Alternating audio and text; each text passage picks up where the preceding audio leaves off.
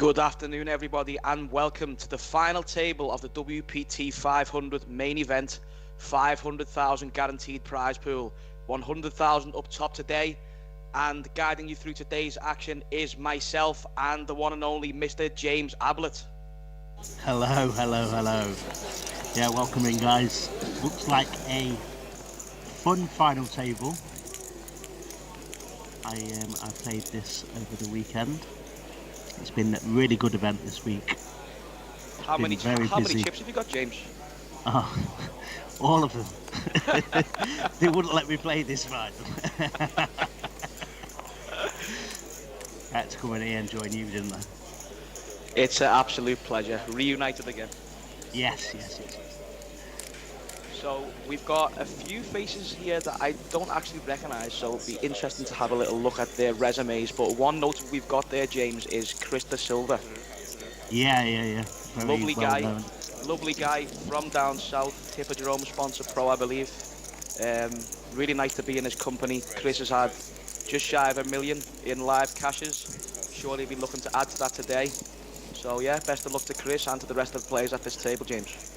Yep. So we do have some chip counts for you coming into the final table. We've got all the names of the players as well. Should we do one each, Charlie? I'll go first with, as we've just covered, got Silva. Has got start the final table with 2.1 million in chips. Next we have got, this is a tough one, I do apologise if I pronounced this one wrong, but we've got Golubevs Aleksandrs with 1.785 million. Yep, and in seat 3 we've got Mihail Popa with 665,000. And definitely not making it easy to pronounce for me today, James, but I see why you did this. You do the first one, I'll do the second one. Yeah, I'm with you. Okay, in C4 we've got Sondre Adeniji, and he's also got 2.2 million. Yep. So I think it's like surname is shown first. So seat 5 we've got Aziz Miah, who has 4.405 million. Right, I see, yeah. Dale Hancock in seat 6 with his 4.4 million. Bro, and then we've got Radu Lita in seat 7. He has 2,075,000. Andrei Dusu in seat 8 with 7.4 million. And Ihor Haliuk with seat 9 with 1.59 million. And now that's over with, let's get into the action. Yeah, let's get into the action.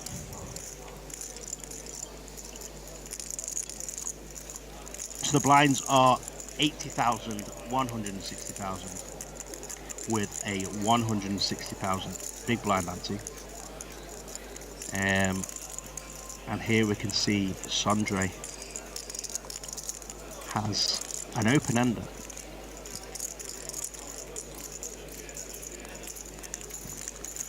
And Dusu here with his Andrei Dusu here with pocket 7s. 3 clubs on board.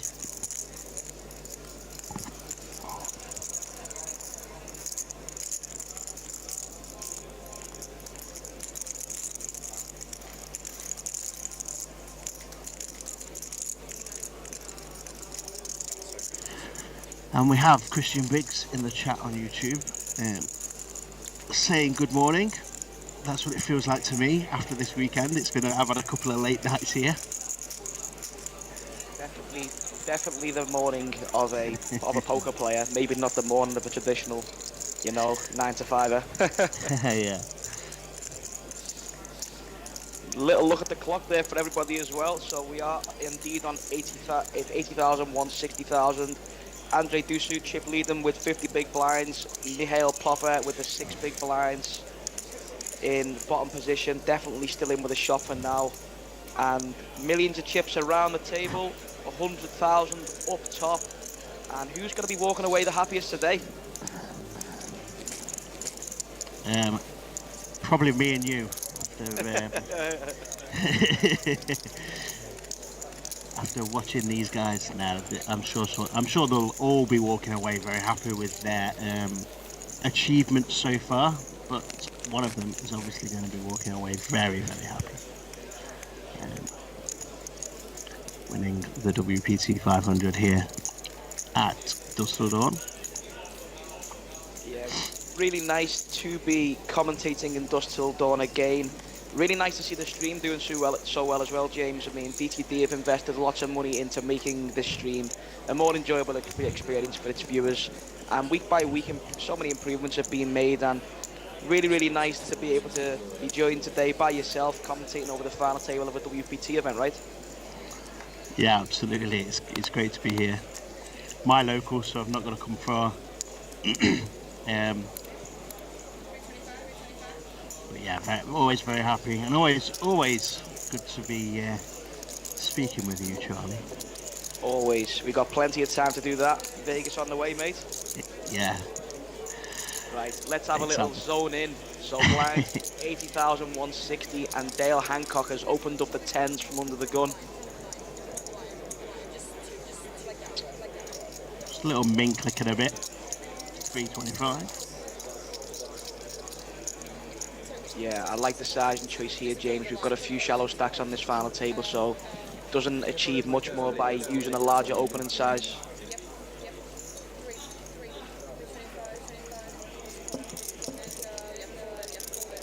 What is Mr. Golubevs thinking here? I played with this gentleman a few times as well over the years. He likes to come to his events. Very methodical guy, this one. Very, very methodical. Oh, it was actually on Chris there. Yeah, I actually remember playing a few times with Golubevs as well. Definitely not a new face to the table. So interesting to see how he gets on today's final table. Hail folds. So from what we've seen so far, James, it looks like Dusu is a guy that is going to be happy to get involved. He's got a lot of chips at this final table. He's made a call here that a lot of players would maybe fold with so many short stacks behind, but does decide to get involved with the other big stack in Dale Hancock.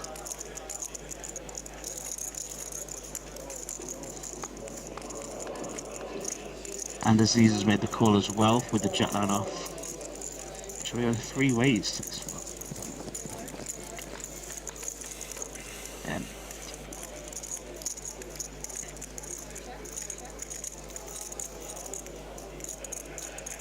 Flop comes 4, king 5.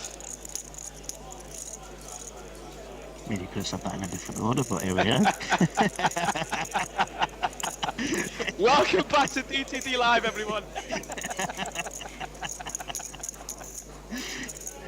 Very different choice and very different order of saying them 3 cards, but yeah. Aziz takes the lead here on the turn. Andrei Dusu has a straight draw and now a flush draw. And Dale Hancock cannot be happy seeing a bet for 1 and 2 cards over his pocket 10s. Do not expect Andrei Dusu to fold this here. Expect us to see us going to a river.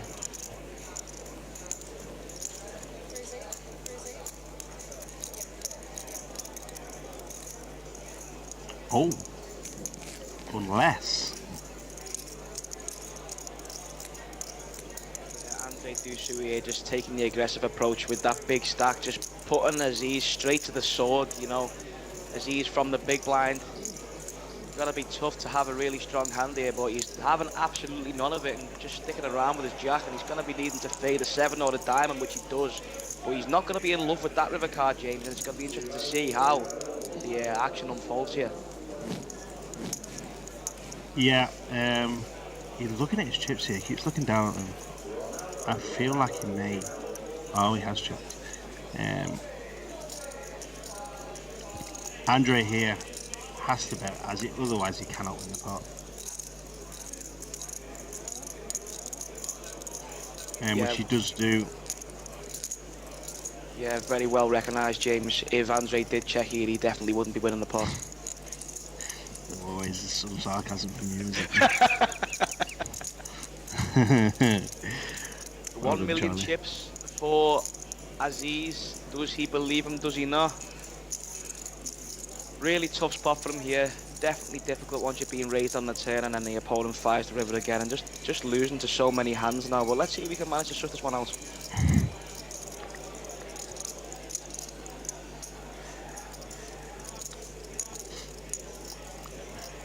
Definitely a significant pot on the FT here in the WPT 500 main event. It does get out the way and well-timed aggression again from Andrei Dusu.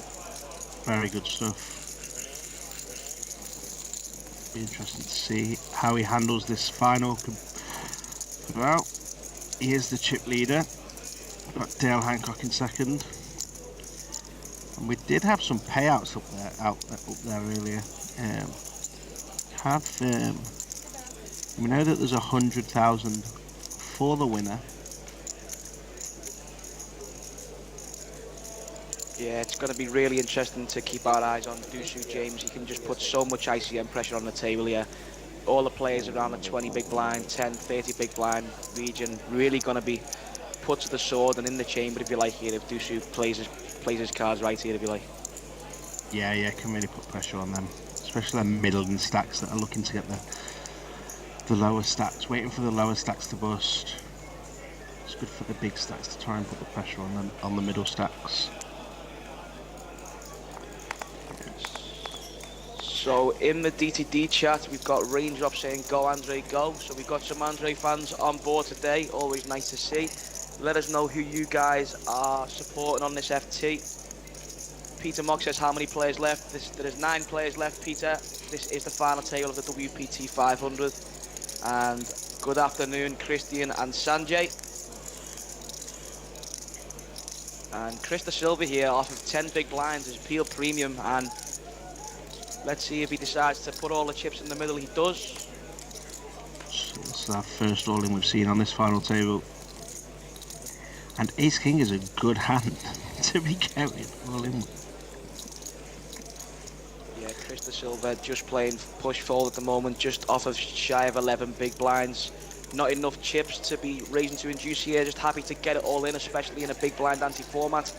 And Aziz now with a semi-precision here from the small blind with his suited ace. Does decide to get out the way. And here we go, Dale Hancock's got plenty of chips, and for 10-11 big blinds here, he may decide to go to war with Krista Silva. If he does call it off, he's going to be in a dominator position, so Chris will be praying for a call right now. Did he flick it in already? Did I see a chip go in? No, I think he's gone into the tank. Oh, okay, that's for a call. The next player to be eliminated will earn £5,000. Yeah, the longer that Dale thinks about this, the more Chris will be hoping for a call. Krista Silva, definitely a dangerous player if he does accumulate some chips in this final table, and to his delight now, he's going to be playing at a 74% favourite. So we have our first all-in on the call of the day. Oh, that was fast. Krista Silva needing to fade queens in the deck for an early double up in this final table, and only a queen will be able to say goodbye to Krista Silva. And it looks like he has held, and Krista Silva now up to 3.7 million. A very good start of the day from him. And that is one player at the table, James, that the other players did not want to see accumulating some chips. Yeah, that's very true. Very, very solid player, Krista Silva. Did have a nice deep run actually in the main event last year, in the World Series main event last year. For 73k, finished 98th out of around 8,000, 9,000 runners, around that. So that's, we know of his ability, we know of his capability here. And yeah, a good start to this final for Chris. Finds his double. Yep, nice to see Chris up to 3.7 million there. Really personable guy, you know, always very friendly and got lots of time to speak with everyone. Gets about as well, seen Chris in a few different locations, especially away from the UK as well. And of course, Chris did feature in Dara O'Kearney's Chip Race podcast as well. Had some very interesting things to say there. So yeah, really real notable on the UK poker scene is Chris Silva, up to 3.7 million now. And Arian Kashani said, "Go on, Chris. Nice to have you on board, Arian." Warren Bennett has asked for the payouts. I can do a little readout of them for you. So first place will get £100,000. Second place will get £60,000.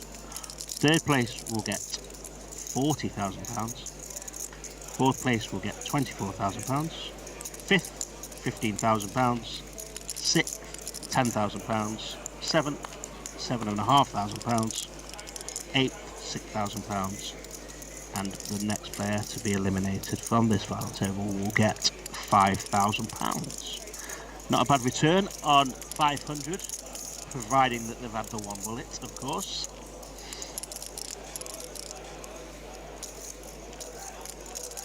£100,000 is a hell of a lot of money.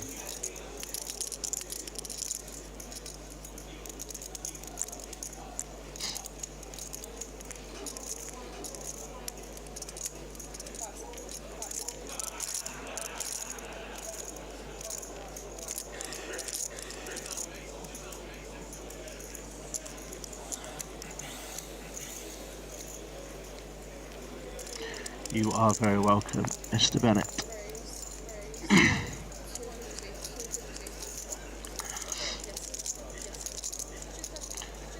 So we have an open on the button with the A6 of clubs from Aziz and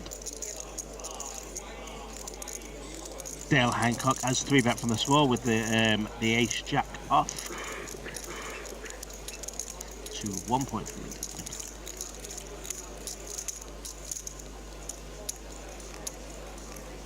Aziz just get out of the way, very well played from Dale there. Yeah, played with Dale a few times. Plays a lot of cash. Dale does. Sheffield, from Sheffield.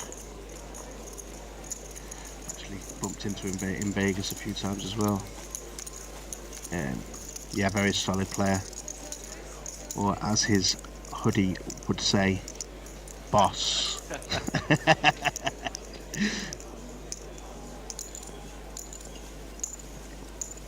Lovely guy as well, Dale.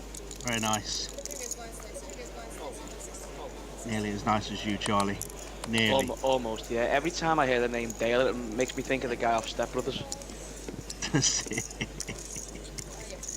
Reminds me of Supermarket Sweep.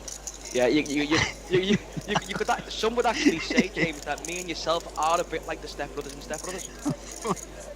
Speak for yourself, mate.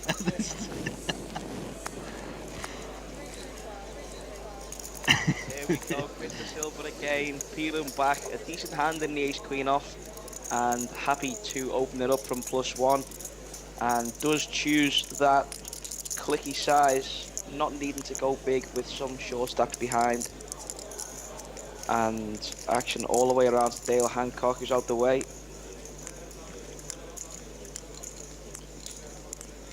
Yeah, Radu Lita was on my table on Friday.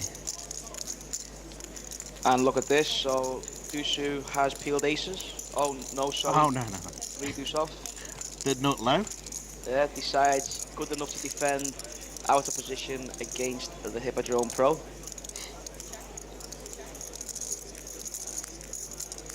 And now this is one where expect to see Chris doing a decent amount of checking, but he will know better than us, of course. Let's see what he does to the elects to do. Here we go, nailed it. And now a potential lead candidate from Dusu, gonna have a lot more 7x, but really got a bad hand selection to choose from here. And does decide to just give it up and is giving Chris the cue to get the showdown, but Chris looks like he's gonna come in for a bet here. Yeah, I'd have liked to have seen a lead here. I think it's a good spot. Yeah, does decide to check it over, and Chris Silva is nearing closer to showdown, and Dusu just deciding to wave the white flag the whole way, and now Chris Silva, I'm very sure, will be happy to take his ace queen high to showdown.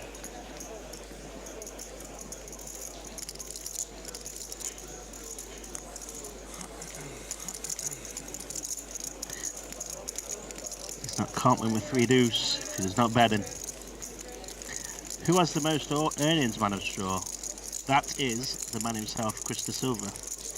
It's actually really odd, actually. I've just gone through, you know, the pre-game, pre-final table, pre-stream research I did on the Hand Mob, and we have, oddly enough, a very close to 1 to 9 in exact order of seat numbers of who's earned the most. So seat 1, Silva, has got a 916,000 total live earnings. Seat 2, Aleksandr, 429,000 earnings. And it goes down, apart from the last 2. The last, that's in the right order still, I'm just checking. But yeah, Andrei Dusu and Ihor Haliuk are looking like the most inexperienced players on the Hand Mob. Both have 1 cash apiece. Yeah, also worth noting as well, James, a win today would see Silva over the 1 million mark on the Hendon Mob, so I'm sure that might be in his mind, so somewhere in there. Yeah, definitely. I wonder if he knows that, actually. I'm sure he'd know these things when he's coming into tournaments. We've got man of straw asking, is Chris from the UK? Yes, Chris is from the UK, residing in London, I believe. And here today, started the FT in the bottom half of the chip counts, and now is getting himself up there, up to 3.7 million he was before. I think he might be up to 4 now, maybe with the hand against Dusu. I wonder if Dale's considering a 3-bet here with the Queen 10 suited. Dale has called the 400k. Okay. Radu decides to get out the way.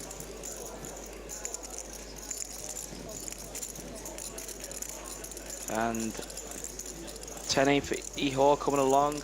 Aziz definitely with an open on the slightly lighter side here with Jack 4 suited from the hijack.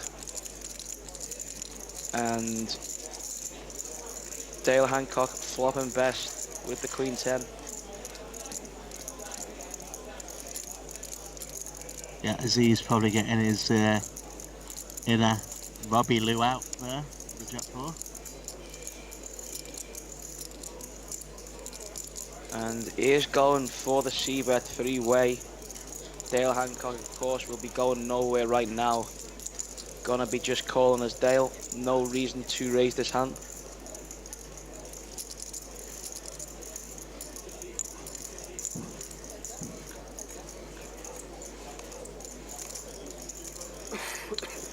And this is one where I think we're going to see Aziz give up James. Going to be really difficult to fight again here without a heart.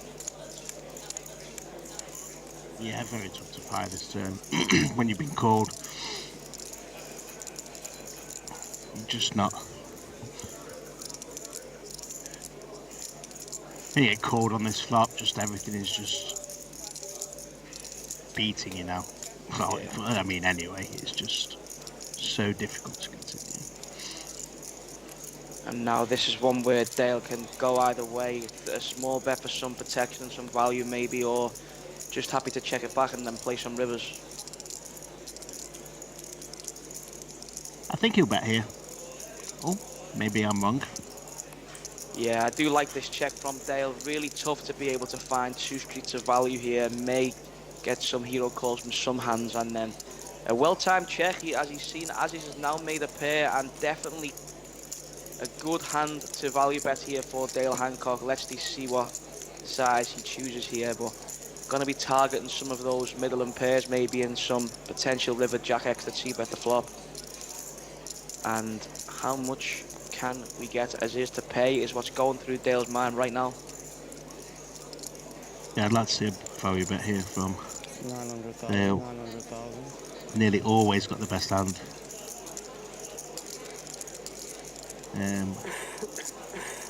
So he should be able to work this out really.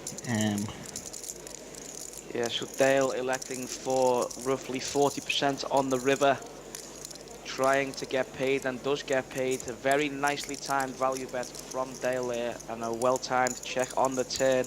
Increases his stack now by a further 900k, scooping in the 4.1 million pot, and up to 8.8 million now puts Dale into second in chips, and definitely putting on a good display here in the early doors of the FT in the WPT 500, and a player that could definitely go on to get some huge success here at Dustle Dawn. Yeah, absolutely. I mean, even the chat is raving about Dale here. Adam Hancock, which I presume is some relation. Solid as a rock. And then we've got Sam Sadler Mills. Can't be phased, that lad. Nerves of steel. Let's hope he brings them nerves of steel all the way to winning this WPT 500 trophy. For you guys in the chat that are supporting him. Yeah, I'm sure Dale will be thinking the same, James. Completely for the chat and not for the 100,000 that's up top. Yeah, well, I'm trying not to be showing any favouritism, you know. I would like to, any one of these can win it for me. And look at this, Dale might find himself in a bit of bother here, but maybe not, because Radu's got to move all in just off 11.5 big blinds, and don't expect to be seeing Dale continue here. Something that could have got dicey with deeper chip stacks, but he's got to hopefully be able to get away from this one though. Yeah, I would imagine so, and I would also imagine that that last hand would be going through his head, where he's made his core king queen and been behind. I can't see Radu making many jams that are worse than this. He can be flipping sometimes, but I can't see him making this 11 big blind jam with many worse hands. I think he could probably get away from this still. Yeah, and he does fold. A well-timed fold from Dale there. It's really difficult to see what hand ever in good shape to there for 11.5 big blind jam with king 10 suited. And a well-timed fold still keeps him in second position.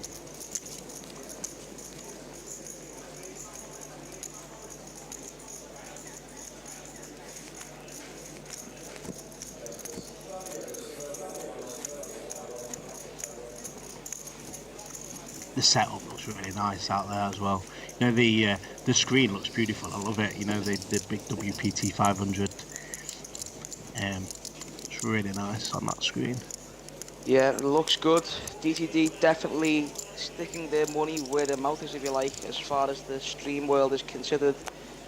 6 episodes of the Cash Game series now available on the DTD Live YouTube page, and today we are covering the WPT 500 main event final day, and 9 players remain. We've seen 1 all in the call this far, no eliminations on the FT as yet. Me and James would be very interested to know who you guys are supporting today, so get your well wishes in the chat for us. And Dusu here picking up the ace jack suited in the cutoff.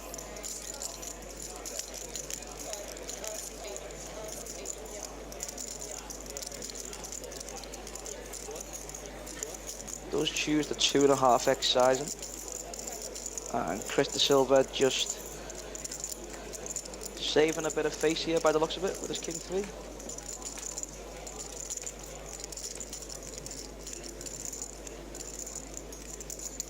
Yeah, Chris beat around the block, James. He'll be wanting to know, he'll be wanting to let the other players know at the table that he's watching every move they make, and maybe it can affect the hand selection that these other players at the table decide to open.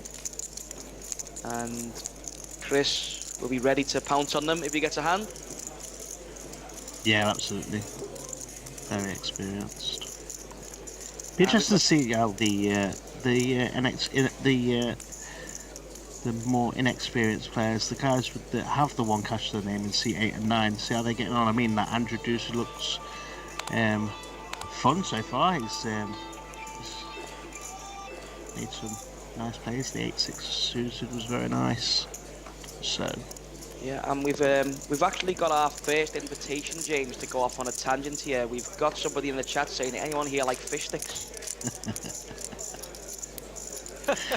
I mean, it's not my go-to. Yeah, But it's not my cup of tea, I'm not going to lie. A little bit fishy, you know?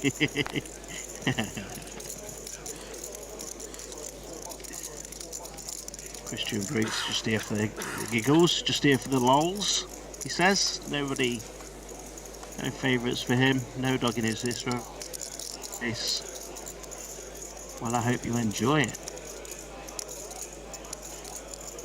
You can see Mickey there in the background. Always great taking the photos. And I wonder, James, is anybody on this FT here more nervous than what Everton fans were yesterday? Just got to get that out there. Well You done, tell the Blue me. Boys. Well done, the Blue Boys, staying up. And look at this, we've seen some aggression here from Golubevs with the Jack 7. And well timed, as you can see, scooping in the pot. Mihail Popa now in real trouble, James, down to 3 big blinds. Going to be needing to find a hand very shortly. Yeah, player in seat 9. Yeah, hopefully you can find a hand and get it in. Adam Hancock has said that Dale is his little brother, so there you go, Adam. It's your chance to tell everybody watching who used to win the fights when you were younger. Sure, we'd all love to know while he's playing for the 100,000 who used to win the fights. And it's something that we can have a little chat about. So get back to us when you decide to spill the beans, if you like.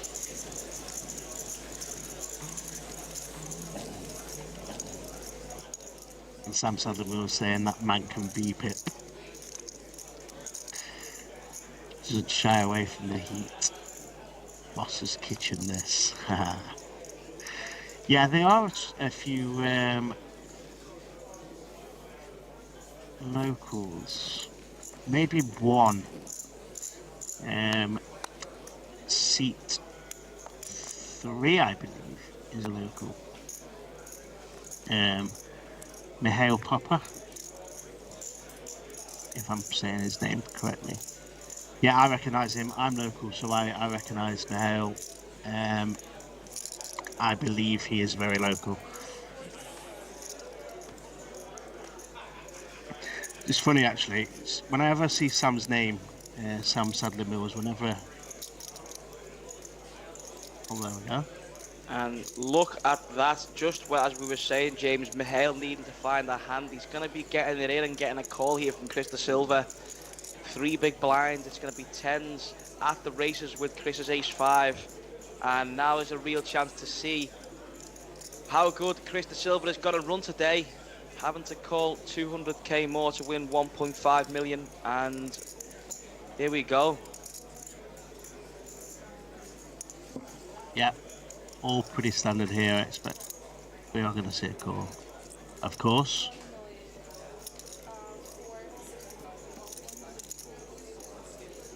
And then I'll get back onto what I was saying about Sam, who's in the chat.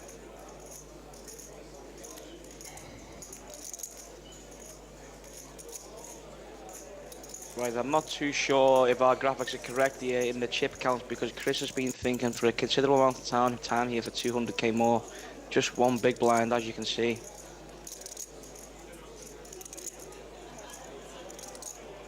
So if we do see Chris Silva fold here, I'm pretty sure our graphics may be wrong. An additional big blind out of Chris Silva's 16 big blind stack.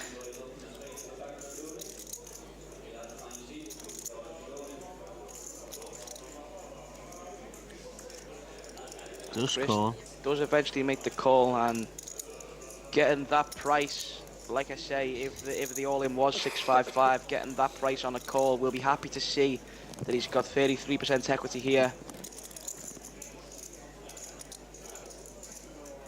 And let's have a look at the board, please, dealer. Doesn't look good for Chris. Does seem to be paying some chips out. Hopefully get a little look at the board now to see how it ran out. look at this. yeah. Sick fashion. Yeah. Sick fashion. Chris flopping That's best and then getting ace. turned dead. Whoa. Nice hand, Mihail. Found it. Warren there. Beaming for the ace. Hamlet Brad. Come on, Dale Boss. Dale Boss. Yeah, it's going to be a very tilting one there, James, for the players at the final table. Just out the door was Mihail and then drills in the 2 out on the turn. And there are your payouts in front of you. We have put them in the chat as well. But yeah, people wanting that page up there. Yeah, so every time I see Sam Sadler Mills or see his name, it always reminds me of a little story that Christopher Norfolk, who's a dealer here, that just stood on, told me. How Sam and Christopher Norfolk just used to say to each other random footballers' names, just see each other and just like say Taribo West or something, just random old footballers. Taribo West played for Everton, didn't he, at one point? Do you know? Yeah, could be testing me here, James. Yeah, you're an Everton fan as well. Everton before 2000, I cannot vouch for. I forget you were young'un. Yeah, there you go. We all weren't born in 1976, James. Pushing it.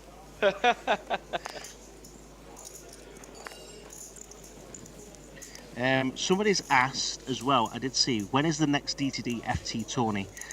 I'm not sure when the next stream finals table is going to be, but I can tell you that we do have the DTC 100 back in June.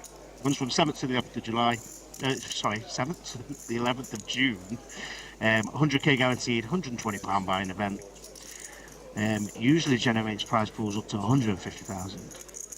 Yeah, and it's a great value multi-day event. That's every month now as well, right, James? Yeah, it is monthly, yeah.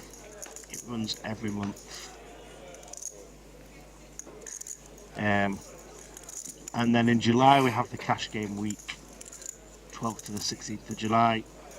£15,000 in cash game giveaways, 5,000 in draws, £10,000 jackpot raffle, and you can earn raffle tickets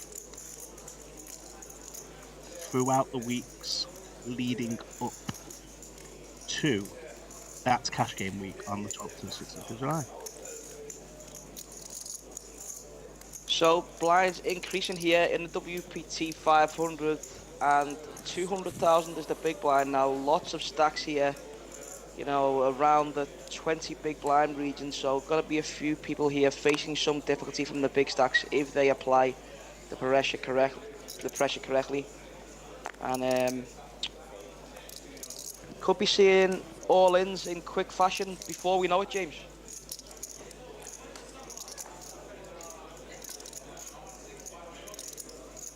Yeah, we shall see what happens. 7-4. Chris does like to think, doesn't he? He's one of them, maybe very methodical.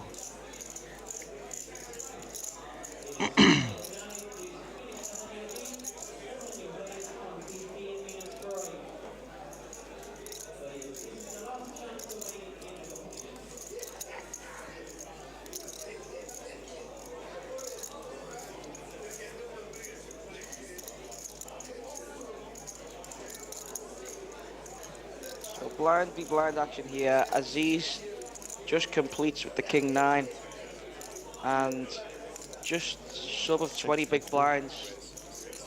You may be seeing a raise slashing all in here from Dale. Does raise it up. Think he's going to be calling facing the jam. A nice flip for the page up here.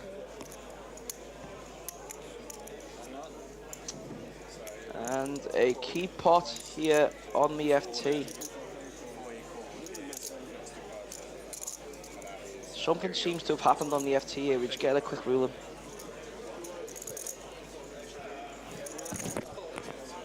There is Simon, tournament manager here at Dusseldorf. Coming over to the dealer, having a little word. Let's see what he's saying. So we can confirm there's going to be an all-in call. Just a little ruling to sort out there, and kings or nines are only going to work to win this hand.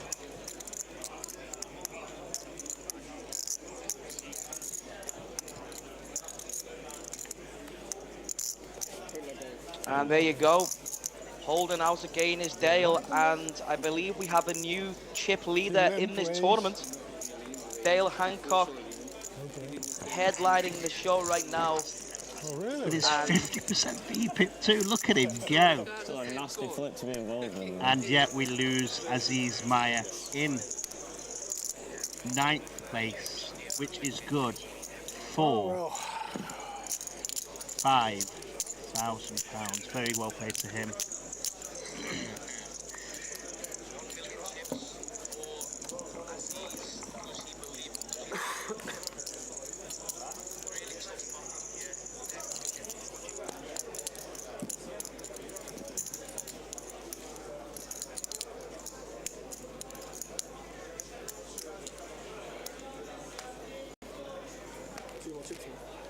Oh yeah, 2 big chips as well.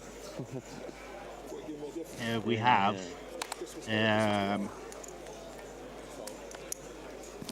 Lewis Evans in the chat. Great job, James and Charlie. Very entertaining stream so far. Thank you, sir.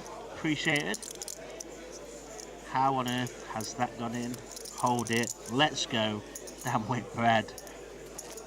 Nice little hold there for Dale.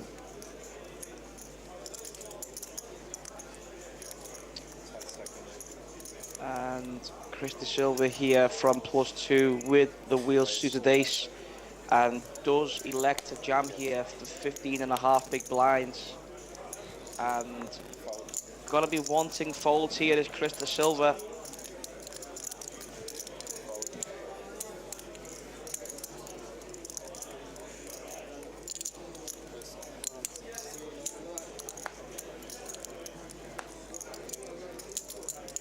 Adeniji here with a decision in the I was going to say in the cut-off here is he's got king queen off. Yeah, I don't think there's any way that he's going to be able to find a call here. Got to be behind to lots of hands that Chris is going to open jam 15 blinds with. Really interesting that he does so actually from +2. Thought Chris may have decided to min raise, but does decide to just get in all the money, and then when called does get to play at 30%. And Dale with his decision again. I'm not too sure we're going to see him call us off, James. 15.5 big blinds just seems a little bit too much, but Chris definitely will be just min raising the top of his range here, so Dale did have a little think about that one. Just decided to go out the way. I like that fold. And well-timed aggression from Chris there. Picking up the 2.5 big blinds to add to his 15.5 puts Chris to 18 big blinds on this FT now. J2 just makes me laugh in the chat, in the YouTube chat. If Dale has 100 fans, I am one of them. If Dale has 1 fan, I am him. If Dale has no fans, I am no longer alive. Cheers for that, Jay. Yeah, clear to see who Jay is supporting on this final table, ladies and gentlemen.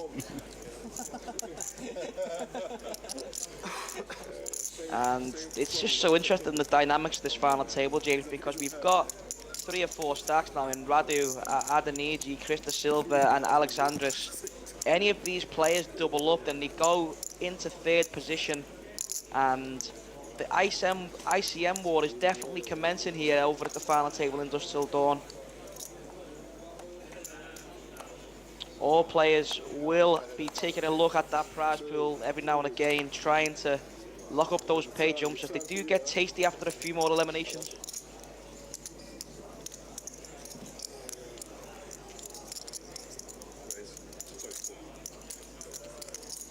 Yeah, I think I got a little bit confused earlier. I thought it was Ihor that was the short stack, but it isn't.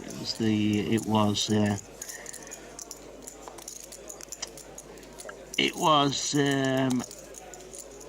Mihail, I think. I got a little bit confused earlier. Who did find that double up with tens. So interesting that Ihor has decided to mix in a limp here with the Queen 9 suited, and Adeniji looking to... Ah, right, he's called. I thought he was going to shove over that limp there, but does decide to come along with the suited ace. And now Radu with the ace-7 off. What does he decide to do from this stack size?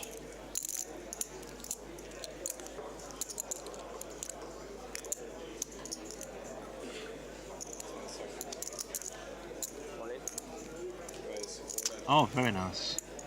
And does manage to find a shove here that lots of players may not find, and should be getting it through in Radu. So great reading of weakness there from him.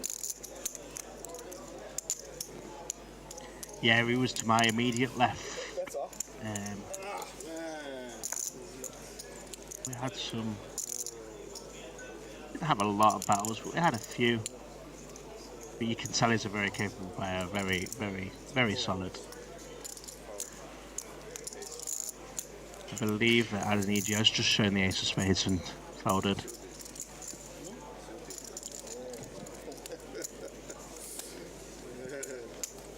And there again, you can see the payouts.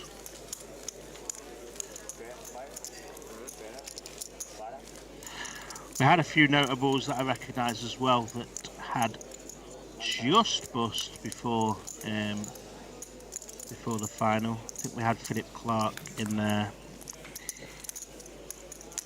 Some recognisable names.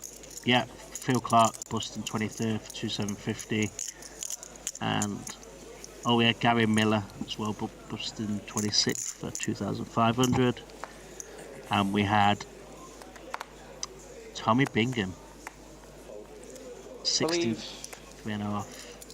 I believe Mitch Johnson was 11th, was he? Yeah, Mitch Johnson busting 14th. 14th. Yeah.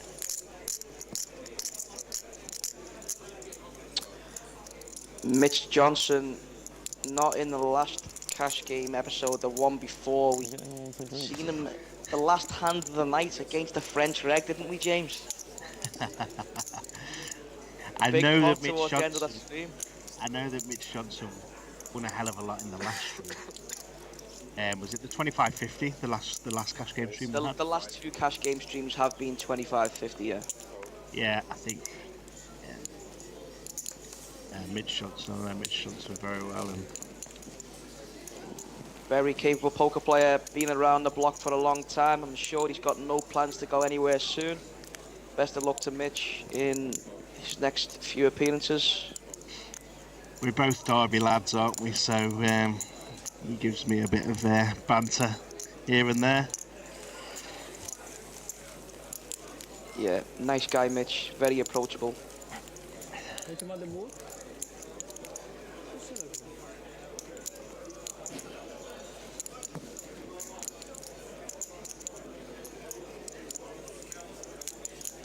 And look at this for a setup.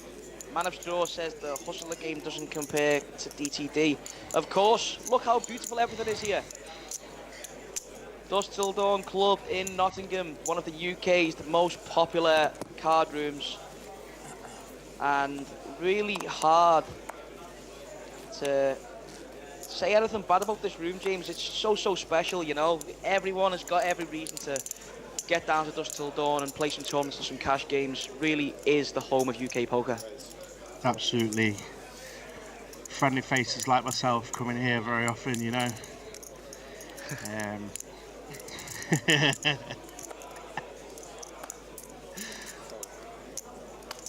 don't know whether people actually come to see me or come to take my money. Yeah, I suppose you could have it down as a bit of both, right? Yeah. We've got a question. Who is in the booth? I am Charlie Reid, and that is... James Ablott. James Platinum Pass Ablott. Oh, here we go.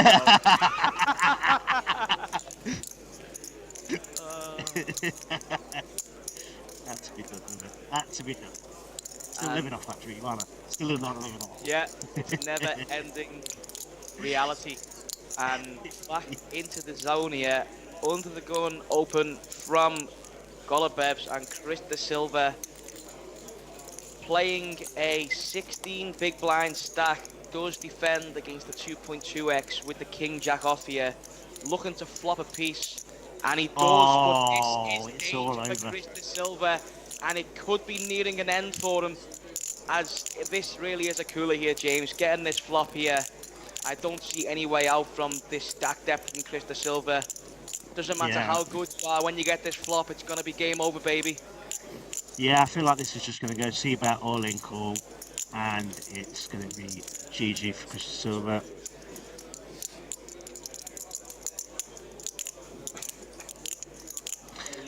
Golubevs Maybe, big blind C-bet here.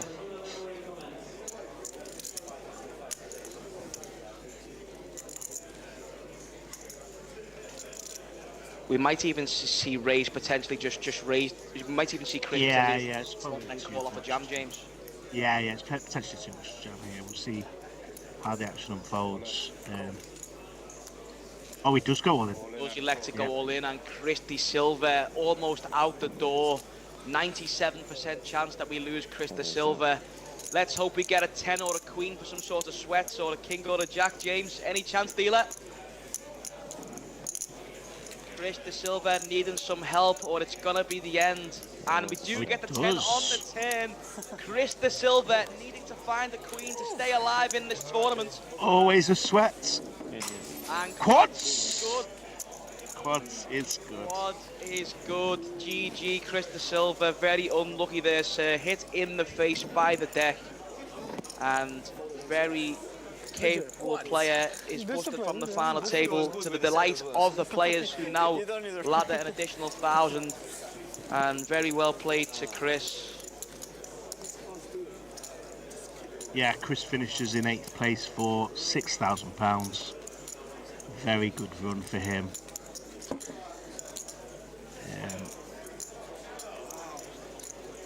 A bit of a cooler there. Do you know what, Eric? I've just read your comment, and one of my school teachers always used to say that to me. A blot on the landscape.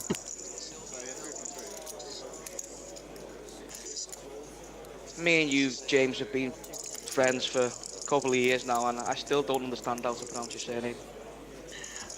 I would put us more as acquaintances. And that's all we're going to see from James today, guys. Thanks very much, James. Oh, dear. Eric says GG to Chris De Silva. And, yeah, Chris did get an early double on this FT. Could have been establishing his authority on this final table with another all-in win there, but does run into the set. And we lose Chris in 8th place.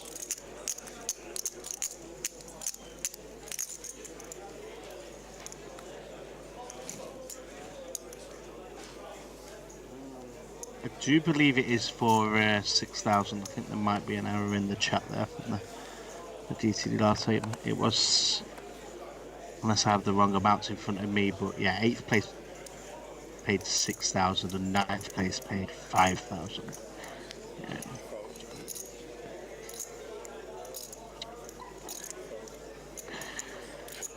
Do you want me to bring some extra socks with me then to Vegas this time? Yeah, happily stealing James's socks in Vegas, I think. Oh dear, oh dear. Do you know what? Oh, I have to check. I thought I was wearing them, but I'm not. Yeah, everybody be careful. Hang around with people from Liverpool. They will literally steal your socks.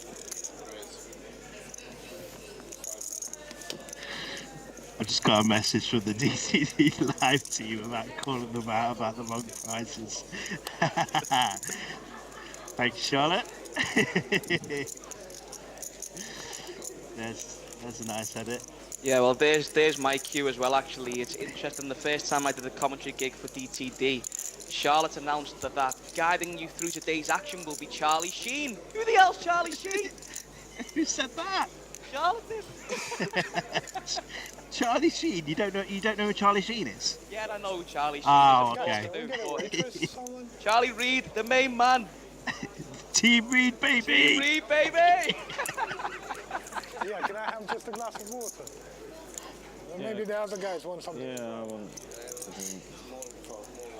We've got a message in the chat there. Actually, Charlie, what is yeah, your I'll opinion have on White a- Sox? He Yeah, loves them. I know he loves them because he steals Very- mine. Michael Jackson-esque, you know. Why not? Why not? Thank you. And a water as well, yeah? Maybe.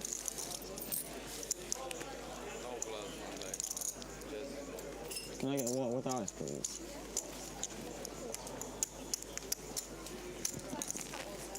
Yeah, that'll do, yeah.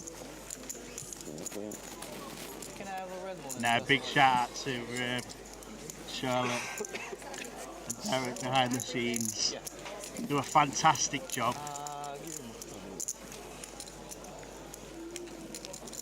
Of course, Worked lots of very people. hard.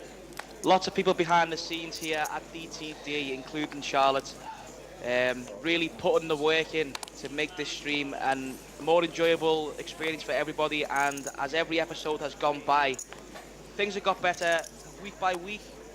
And DTD have had these tables in place since the WSOP.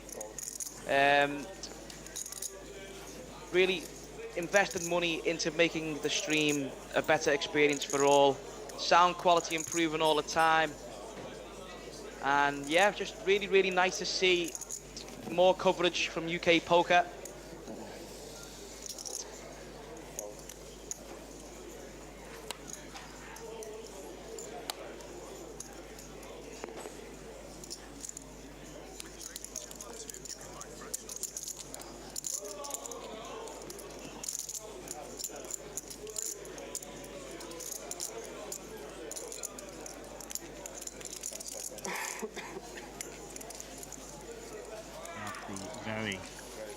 I feel like I've used this word a lot, but I feel like he's one of the most methodical players I have played with, Aleksandrs Golubevs. The way he looks at his cards. Sorry, James, what did you say about Aleksandrs? He very methodical. I've used this word a lot, but he is one of the most methodical. He looks at his cards in a very specific way, and his timing and everything, and he flops very well sometimes as well. It's a sorry, James. What did you say about Aleksandrs?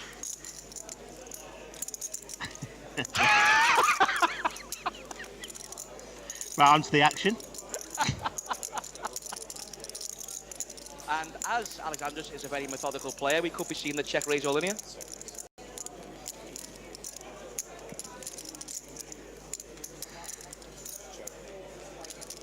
Nick Conlon's just messaged. Isn't he out there playing? I swear I've just seen you, Nick. Swear I've seen you playing an event out there, maybe half an hour ago. Yeah, big shout out to Nick Conlon, a familiar face with the DTD live cash action. Another Derby lad. There's lots of Derby guys here. Well, you've got to put them somewhere.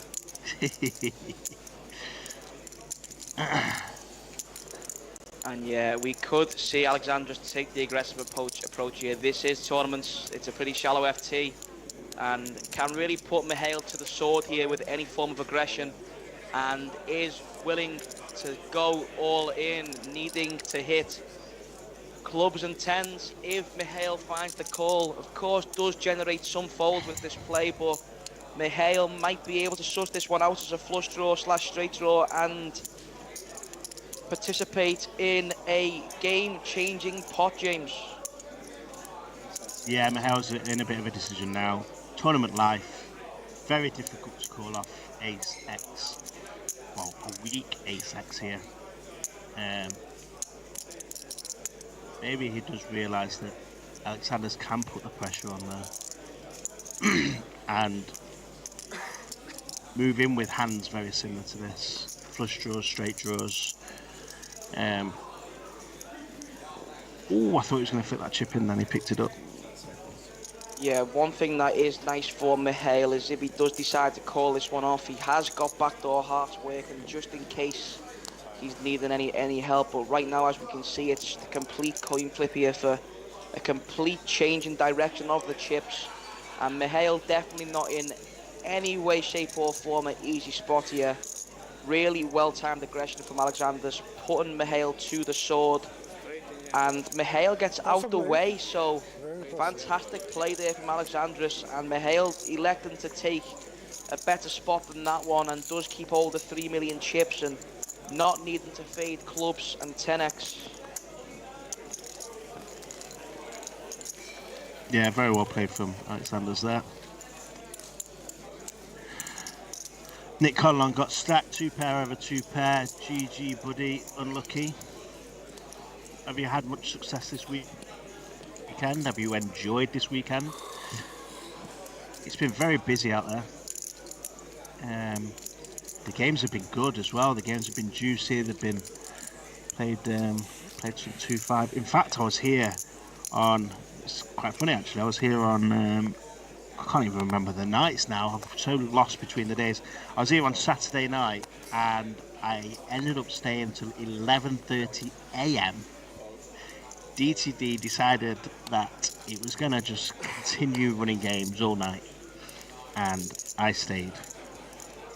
And it was a very successful session, but I've kind of mucked up my body clock a bit now. I'm all over the place.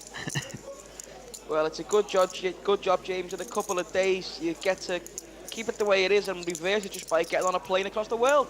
That's it. Get me in that 40-degree heat now. Oh, God. Right, let's have a vote. Are you looking forward to that, or are you not?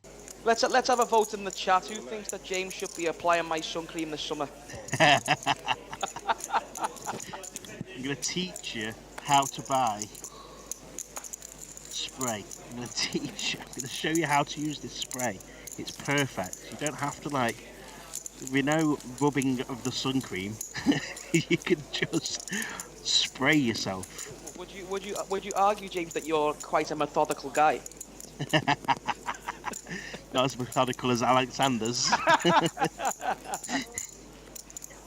Yeah, Aleksandrs there, putting his opponents to the sword with a heavy aggression here with the pay jumps.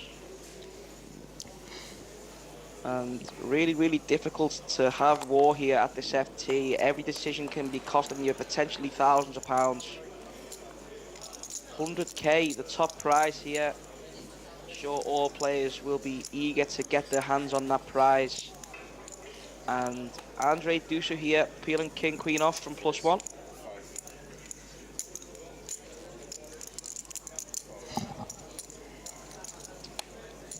And he's sticking to his 2.5x opening sizes.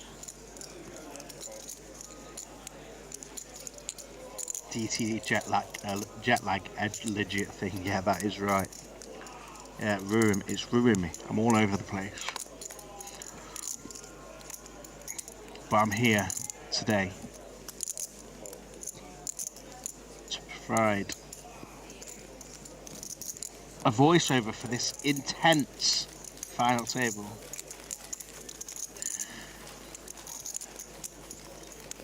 I went camping once. That was intense. There we go. There's my dad joke out the way for today.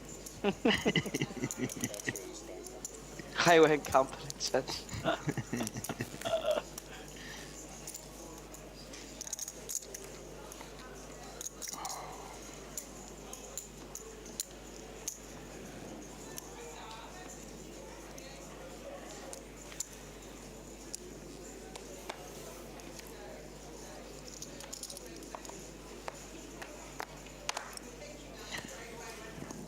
We do have the APAC coming back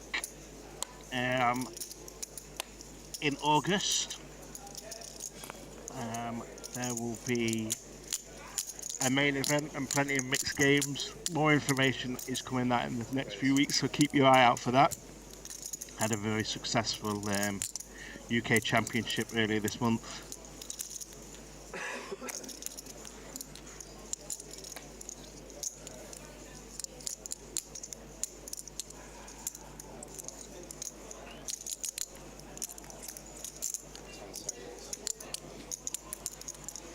Really want to hear some like banter on the table as well. I know they're playing for a lot of money. It's not like the cash games. We can't. Cash games is like pound by pound, pot by pot. Here, this is they're playing for a big prize up top. A lot more concentration happening. Not a lot of. It's a bit more difficult to have the banter that you have in cash games when there's so much money to be won, and each decision is so important on how you ladder up them. Yeah, of course, in cash games, if you make a wrong decision, you put your hand in your pocket, you get more money out and you go again. Any mistakes here could be the end of the players that we see at this table for today.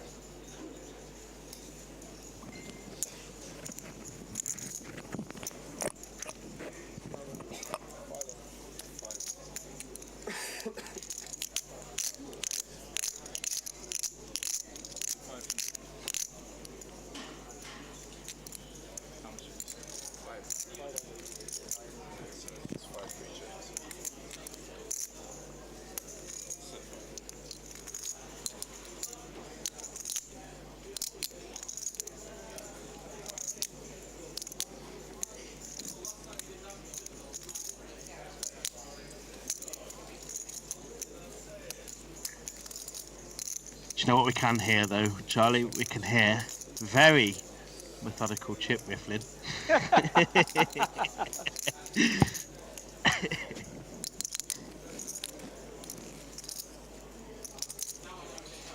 Yeah, really difficult with Mihail's stack size here to do much. If it was a little bit deeper, we could see a variety of options here with a backdoor flush draw and a little bit of a gut shot. But at these shallow final table stacks, so difficult for Mihail Popa to do much there. Especially out of position as well. Yeah, James, it's emotional. We fly to Vegas on Thursday. You joined me back in the booth again on episode 1 of the Cash Game series towards the end for a bit. We're back in today, which is nice, but gonna have to be getting coverage from someone else going forward for a while on the way to Vegas. But it's been really nice to be working for Dusk Till Dawn and guiding the action from episode 1 all the way through until now for the day 2 of the WPT. So big thank you to everyone at Dusk Till Dawn for giving us the opportunity to guide you guys through the action and do what we love most other than playing, which is talking about poker. Yeah, that's it. I remember back in the day when we used to do the DCD 200s. They used to be streamed. I used to do a bit of commentary on there as well with the man, the myth, the legend, Matt Harris. I haven't seen him for a while. But yeah, we used to do a bit of commas back then.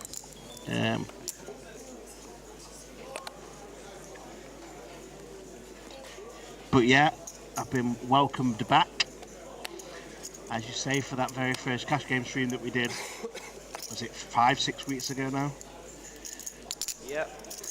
And then today for this final table of the WPT 500 here from Dusk Till Dawn on the DTD Live YouTube channel. Yeah, I'm still pretty shocked that nobody's used the Jamie Carragher poker commentator shout yet. Little stab at me, you know. We had quite a lot of that in Bratislava, didn't we, James? Oh yeah, yeah. Did a bit of comms out there. Yeah, commentating over on the Bubble Festival in Bratislava was fun, James. Little plug there, thanks, mate. Well done. And here we are now at DTD, back into the WPT 500 FT. All players remaining at the table playing for the 100,000 top prize. And if you guys are joining us now, the action is well and truly underway. And thank you for supporting the DTD live stream week in, week out. Lots of cash games on offer and the occasional tournaments. And we are well deep into one here as Andrei flops top pair here. Bottom pair for Adeniji. And cut-off versus big blind here. Adeniji is going to be coming in for a continue.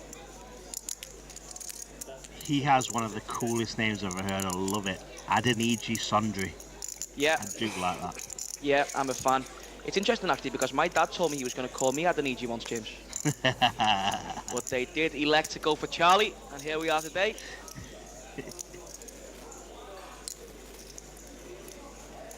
And Andrei coming in for the check call here, playing very well so far at this FT, James, and just keeping in those bluffs of Adeniji. We do have a hand we could potentially check raise here, but deep enough with ICM implications to just go into check call mode. And Adeniji now probably going to be checking back, is still ahead of some hands. 7-8s, 10-7s, Queen Jacks, Queen 10s.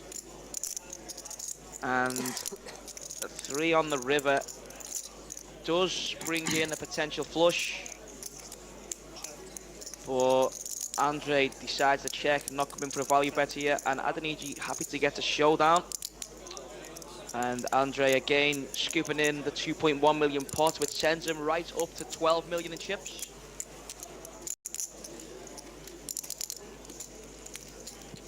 And so far, James, not an awful lot going wrong for Andrei.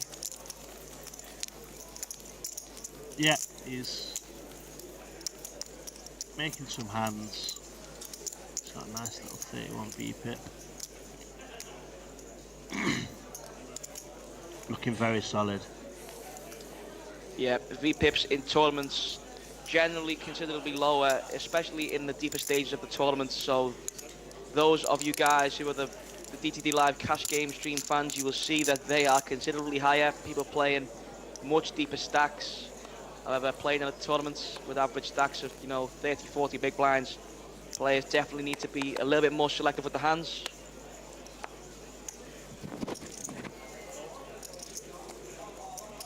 And talking about being selective with hands, playing 12 big blinds, I would not be surprised in any way, shape or form to see Mihail be asking for an all-in button here.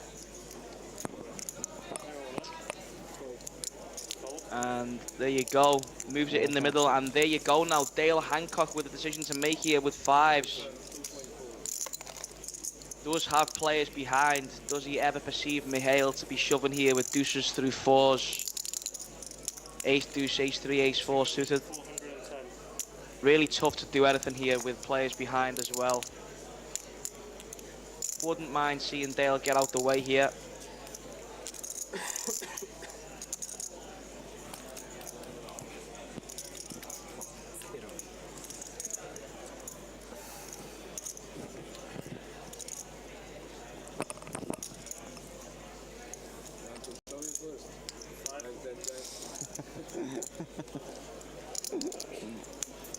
Yeah, if you will. How many pros at the table? I'm not actually sure, Nick, who is considered a pro.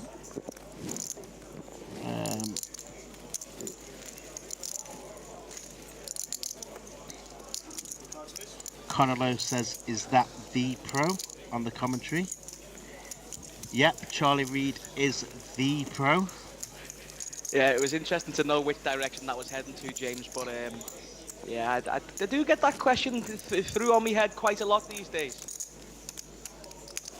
The one, the only. Do you know what? I'm just gonna quote Dillian White here. You know when he beat someone. I think it was before the Joshua fight. Oh no, it was after the Chisora fight. I'm number 1, baby. Let's go. Let's go. Mr. Enthusiastic himself there, guys. Charlie Reid. Here he is. Love the enthusiasm. Yeah, take it easy, Nick. I'm off, lads. Took a shot every time someone said well underway or methodical, and now I'm steaming. Have a great rest of the stream. There's the drinking game. There we go. We've got the drinking game on the go here. Thanks very much for your time, Nick. I'm sure we'll see more of you here at DTD Live, and enjoy the rest of what remains of your weekend. Hang on, it's Monday. It is Monday. Bank holiday Monday. It's bank holiday. Bank holiday it's still weekend. The weekend. Bank holiday Monday counts as weekend. Give it a rest. Bank holiday weekend. That's that. It's like that Sky Sports drinking game, right? You know, the Sky Sports news, the Sky Sports football. We have it all in here. Radu's moved all in, and Ihor as Ace King. Yeah, this is going to be a big pot here, James. It's a 30 big blind pot when the game is already so shallow as it is. We've got lots of players here around the realm of 10 to 30 big blinds, and every pot is crucial, and we've got 33 of them in the middle right now. Ace King versus Queen Jack, a 60-40, a complete coin flip, and an ace on the flop is not good news for the Queen Jack, needing to find a spade for a little bit of redemption hope. And there you go, we've got a sweat on the turn. Always the sweat. A spade will do it. And no, a red card is not going to do the job, and aces and fours with the king is enough to do it for Ihor. Scooped it up to 8 million, and we are losing Radu in 6th position.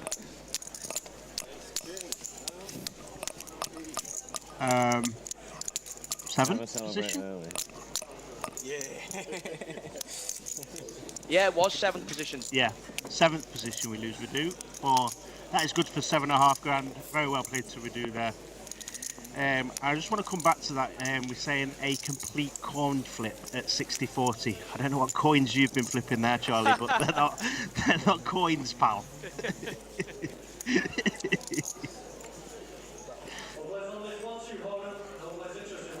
Every time I see the ace king off versus the queen jack of spades, I'm just convinced that, you know, it's gonna go the other way. But ace king did manage to hold it out there. It definitely wasn't in any means easy.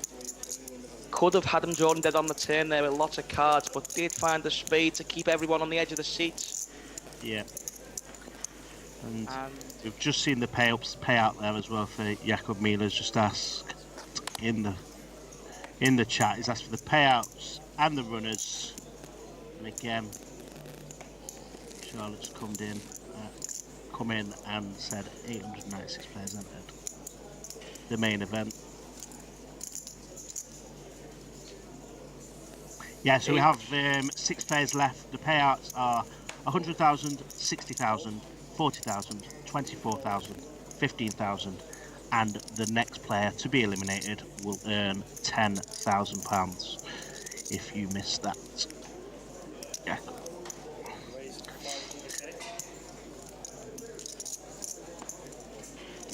Yeah, going back to that, what Nick says, that's quite funny. Well underway and methodical as the drinking game today. If we hear that, take your shot. Obviously, drink sensibly though. And as methodical as you like is Aleksandrs here, peeling pocket queens. Oh, break now. Oh, right. And cut off open to 500k. Says 10 hours on that. And Aleksandrs electing to call here. Yeah. Potentially setting the trap for the big blind to shove, and obviously doesn't want to get involved here in a massive pot here with Andrei. It would be a disaster now to lose 7.2 million. So does decide to come along and call. I really like this ICM player here from Aleksandrs. Definitely knows what he's doing.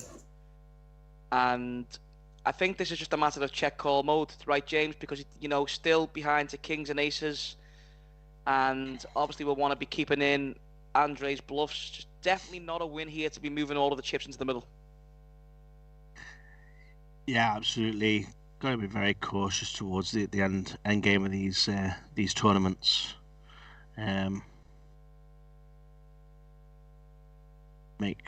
Make more cautious decisions. But here we've got Andrei here. Is flopped an open ender. Yeah, we've got a bit of action as well. I just want to say I'm really impressed with Aleksandrs' approach to this hand so far and the beginning of this final table. And on the turn, we've got something that may slow the action down. Is a double flush draw board, very dynamic, but both players here not going to be in love with this turn card.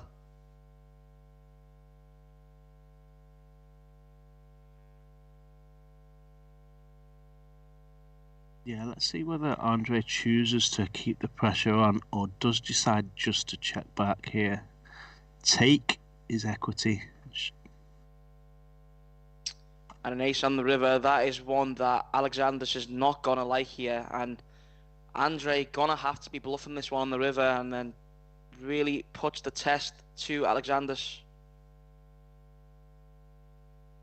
Ever find any blocks here?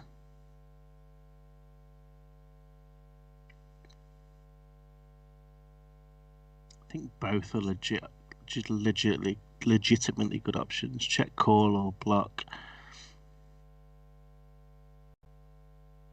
Yeah, Queen's going to take it down. I think that's a very well played hand there. Just really recognising the ICM implications here on this FT. And it does look like we're going on a break as well. And there you go.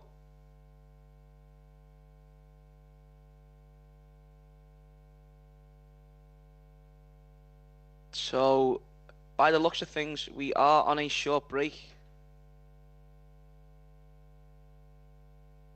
That is a chance for me to go and get a drink, I think. Okay, guys. Hope you're enjoying this FT so far. Don't go anywhere.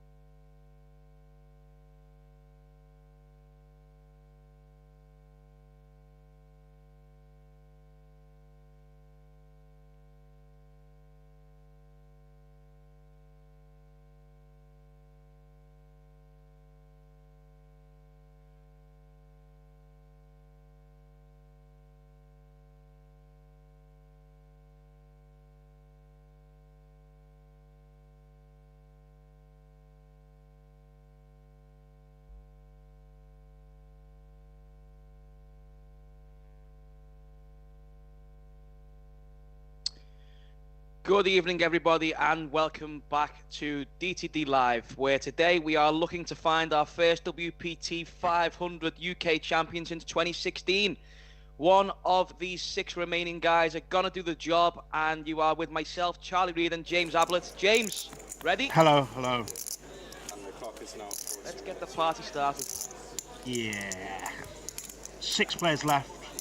Nice little break in the middle. Looks like we've had a few players move around, so we've got a bit more in camera view now.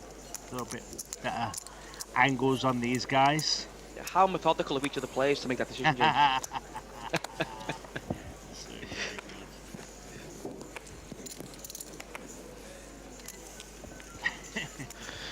Yeah, we've seen some good play so far in this final table, James. I mean, you have to a lot of the time when you have a field as large as 896 players, each of the players are going to have some sort of excuse / caliber to be on this final table, and we've seen displays from almost all of the players so far, and some of the players not as involved as they'd have liked to have been, but of course just waiting to find the hand, you know, is getting a little bit shallow now. Some players playing, you know, sub 10 bigs, some in the 20 region, and then even the chip leaders now are dropping, you know, to the 60 big blind, 50 big blind mark. So we might not have too much longer left today, James, but still 6 to go now, and all with the eyes on the 100,000 top prize. Yeah, absolutely. All players will be very pleased with their contribution to this tournament so far. And making the final table is always very nice. Yeah, just a quick question, James. How do you feel about your contribution towards this tournament? 11.8. I busted quads, man. I busted quads. I had aces. The typical bad beat story. So I opened aces under the gun. That is the typical, and I lost to quads. Unfortunately, the gentleman had 9-3 suited and made quads. Nice hand, sir. Yeah, very nice hand. Well played, that man. And back to the FT, where we have Andrei Dusu about to look down a king queen off, playing over 40 big blinds here, one of the deepest stacks at this tournament, and has been electing for the 2.5x size. And so let's see what he chooses now as the stacks become shallower once more. Has gone for 600, so he is sticking with that chunky opening size.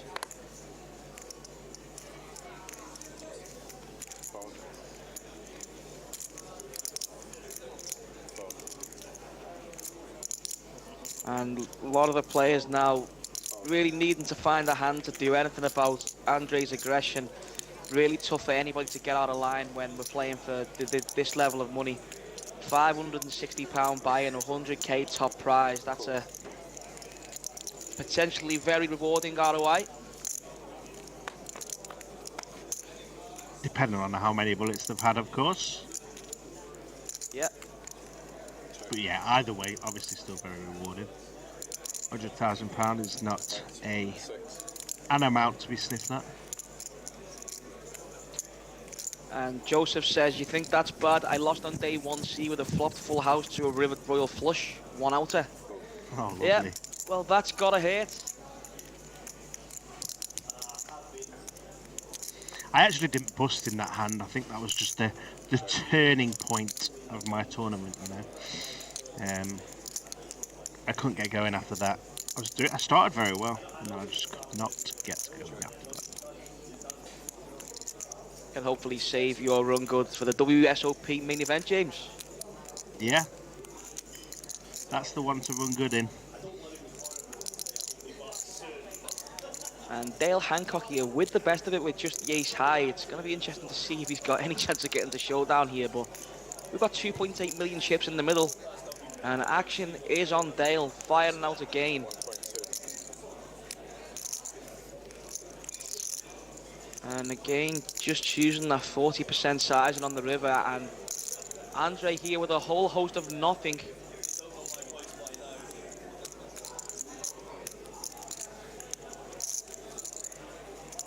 Interesting bet from Dale here. Has some showdown, but has elected to to bet this river.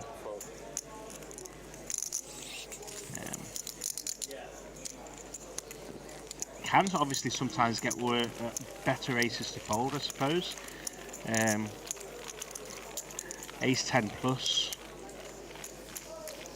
And what we've seen so far from Dale at this FT has been impressive. Things going his way, now up to 13 million chips. And of course, with the blinds of 250,000, with a 250,000 big blind ante, it doesn't take much to go wrong to completely change his day. So he'll be hoping the dealer's in a good mood. Aces, baby. Talking of aces a minute ago, eh? Yeah. Let's hope Ihor doesn't win into quads here. And Ihor under the gun, taking what is his own time now. Very methodical.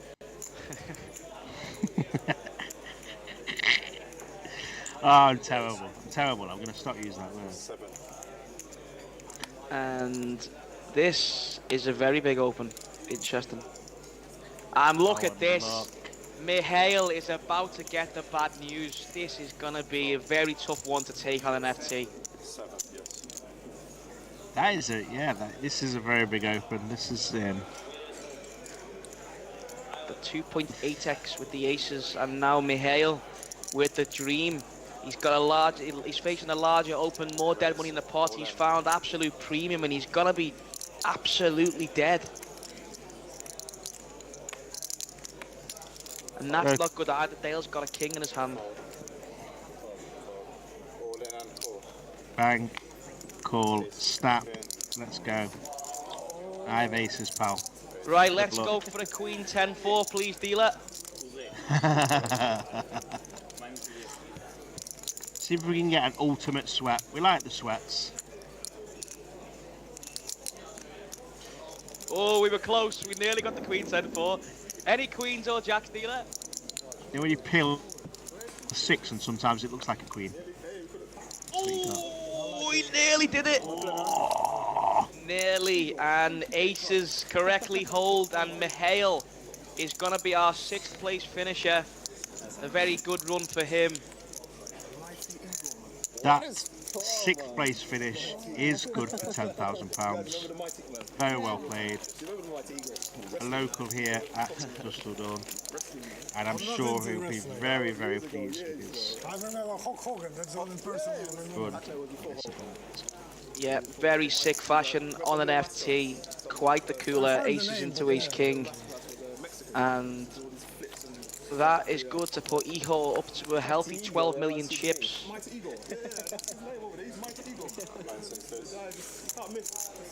There's some chatter happening here.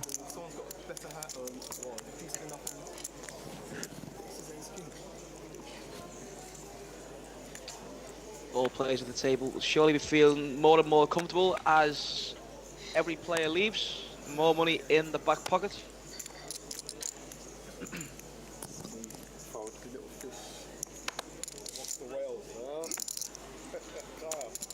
It is 2023 now, James. The money in the back pocket phrase is, you know, becoming seemingly meaningless as days go on now. It's got to be money in the Luxon, right? Yeah, absolutely, especially here at Dusseldorf. Yep, definitely entering new times in terms of that. But I'm sure each of these players will not mind in which method they are paid 100,000 if they go on to be the first WPT 500 successor since 2016 in the UK. And Andrei absolutely smashing this flop.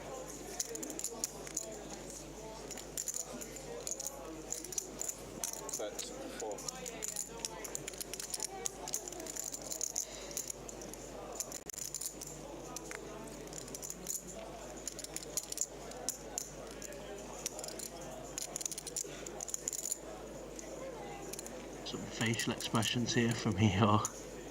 Yeah, what do you think of this, James? How can this be perceived? Yeah, he does just fold. I mean, it is very, very rare you see a player, you know, stretch himself over the table when they've got the nuts reading the board. I mean, it would be a really, really good Hollywood skill.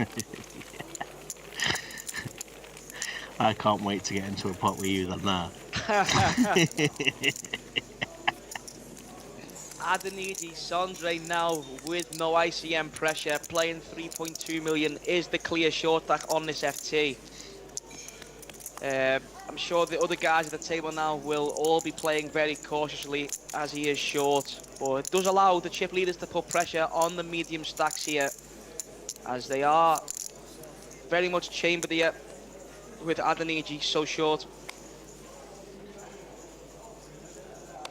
The players are settling in as well now. I've noticed there's a lot more talk happening. I think they know they're above that £10,000. You know, that's that point where they feel a little bit more settled. They've won £10,000. They've got £10,000 locked up, and there's a bit more table chatter and character coming out of these players now, which we didn't get at the beginning. It seemed very tense. It might be the first time some of these are played like on a stream table, but yeah, they've settled down. They've got comfortable. Yeah, Andrei with that larger opening size again is going to be scaring Aleksandrs from defending the queen 3 off, and Andrei is now up to 10 million chips.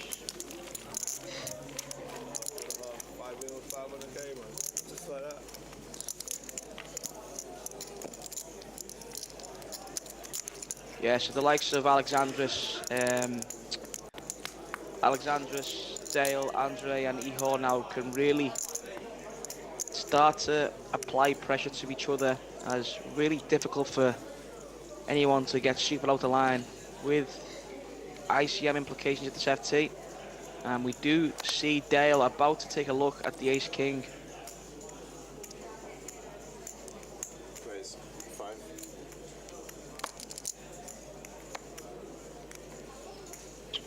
Does go for the preferred min raise.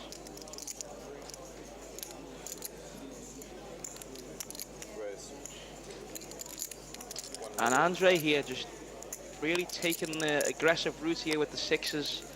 Maybe something to do with that ICM pressure we were just talking about before. And interesting to see how Dale's going to proceed here with the short stack. Let's see what. Oh, yeah. I was just about to say, let's see what he wakes up with here in the big blind. Is that going to be like jacks? He's moved Queens? in. Queens maybe?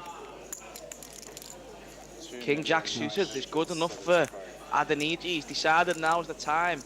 And versus the EP Open and 3-bet, decides to send it to the skies with the King Jack suited. This is such a weird spot now for Ace King. With these stack sizes. Could you ever hate Dale for finding a fold here, James? I don't think so. It's a very, as removed all in, yeah. So it's such an odd spot. It's like open under the gun, 3-bet +1 right now.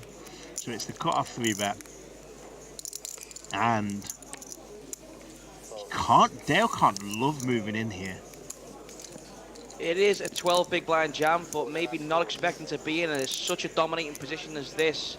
But hands like Ace King are huge at FTs, and this can determine a big swing in money. And does decide to take the gamble with the Ace King, does Dale, and needing to find the jack is Adeniji, and that is an absolutely great flop for Dale. Leaves Adeniji drawing very thin here. And that should be that from what looks to have happened on the turn. Commiserations to Adeniji there. Was dead on the turn. And Dale up to the massive 18 million chips. And we seen in the chat earlier some of his friends saying Dale really is fearless. And as you can see there, no second thoughts with the Ace King. Get all that money in the middle. And doesn't run into aces like someone did before with it, but instead gets it in as a huge favourite, and bang, we have a new chip leader again. Yeah, great stuff.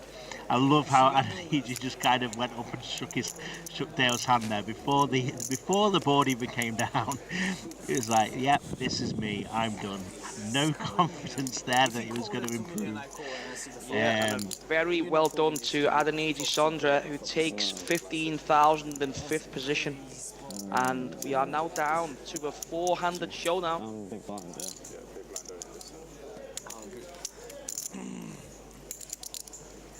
The boss. Here we go. Yes, Brad, here we go.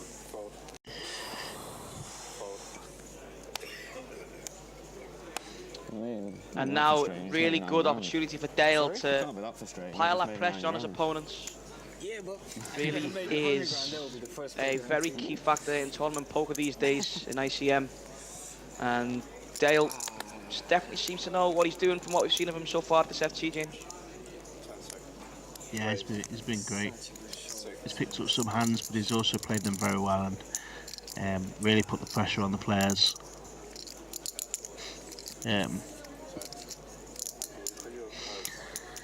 It's quite scary to shove that ace-king there. In some ways it is, when you've been 3-bet, opened another gun and been 3-bet, 4-bet jam, not knowing that the player behind that has 3-bet can have very strong range there. Yeah, he did decide to get it in and held against King Jack. And playing very well.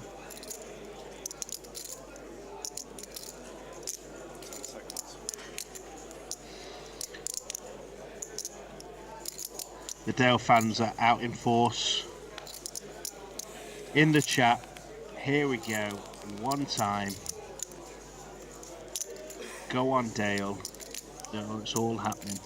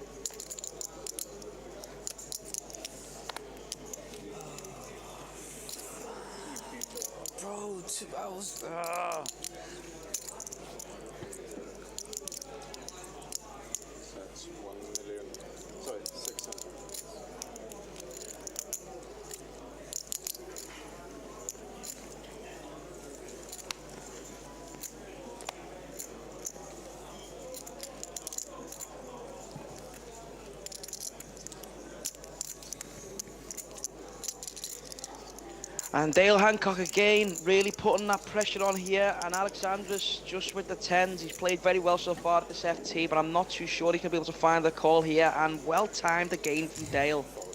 Beautiful stuff.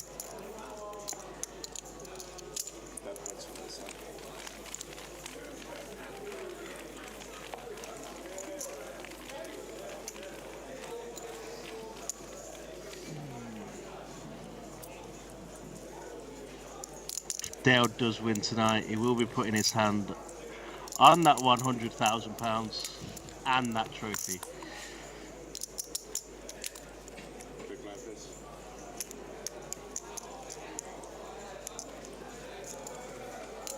And he is looking good for it.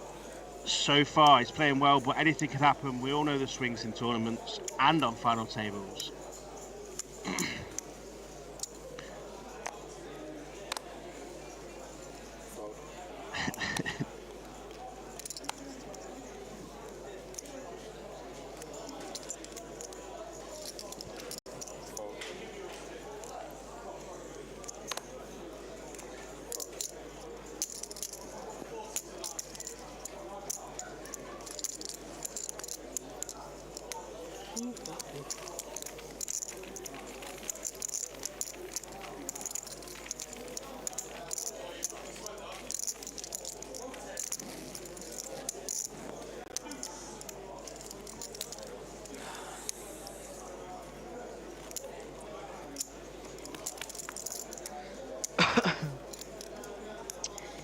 So for those of you just joining us now, we are down to the final 4 of the main event of the WPT 500 at Dusk Till Dawn, Nottingham.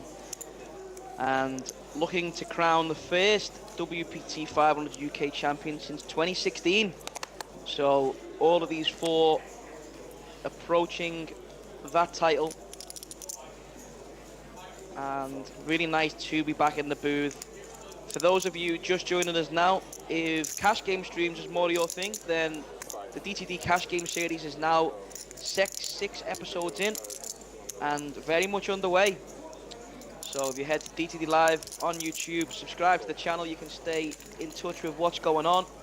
And there's plenty for you, whether that be cash games or tournaments. And back into the action on the FT here, Ihor is coming along with the ace queen, taking the more passive route again. Something to do with the ICM implications we've already spoken about. And Dale really getting involved now, being very aggressive, and that is really the toughest way to proceed for the other players. Aggression is definitely the toughest strategy to counter in poker. And Ihor coming in with the check call here with the ace high. Still remains best, but maybe needing to fight against a couple of Dale's barrels here. It depends whether Dale fancies firing with a hand with near enough no equity against a lot of Ihor's continues. Yeah, it'd be interesting if he does choose to barrel this turn. Does not. Yeah, Dale waving the white flag there, and ace high probably going to get a showdown here. Dale can definitely generate bluffs on the turn from some better hands as ace 4s, ace 5s, 9 10s, queen 10s and heart draws. Does decide to give up with the queen 7, and Ihor going to be able to show down with the ace queen high. Yeah, when the top card pairs on the river, I think it's really difficult to continue with the bluff once you've checked the turn. It's so hard to get hands that peel the flop, like ace high hands that peel the flop to fold, then fold the river. So yeah, I can't blame him there for waving the white flag and checking that one back on the river. And there you go, 4-handed now. So each of these players are gonna have to widen the range slightly.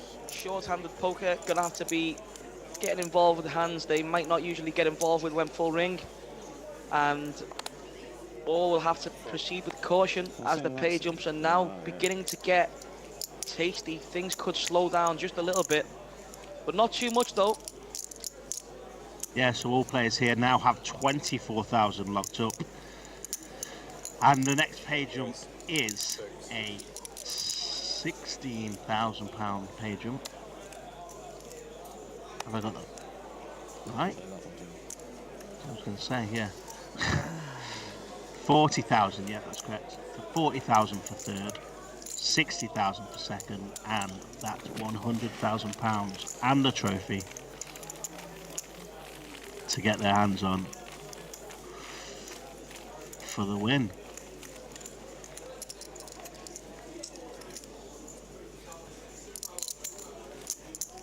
You know what's the clock now? 40 minutes? 40 minutes, yeah. Then 20 minutes when we get heads up. Or free, yeah? When we get free, you said 20 minutes? Three is the same. 40 minutes. And then heads up changes to 20 minutes. Oh, heads up. Oh. Yeah.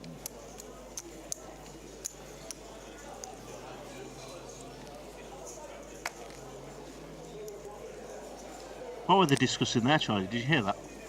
Didn't quite catch that, no.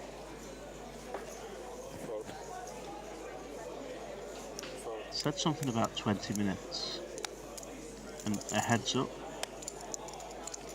I missed something there.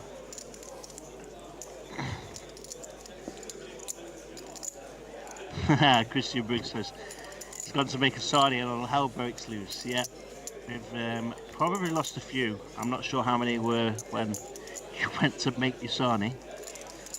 What sarnie did you make is the main.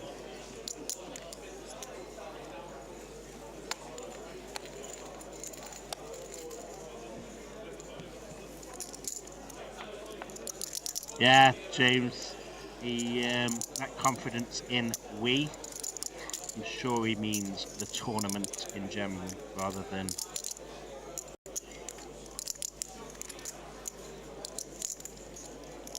him specifically, but very well spotted. Maybe it's just a confidence thing.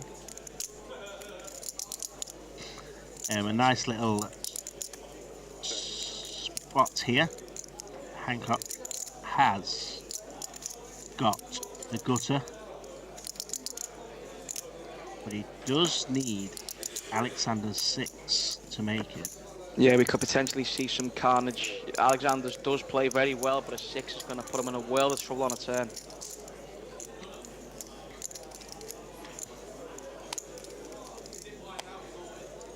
So, Aleksandrs with the king, gonna be entering bluff catch mode, I think.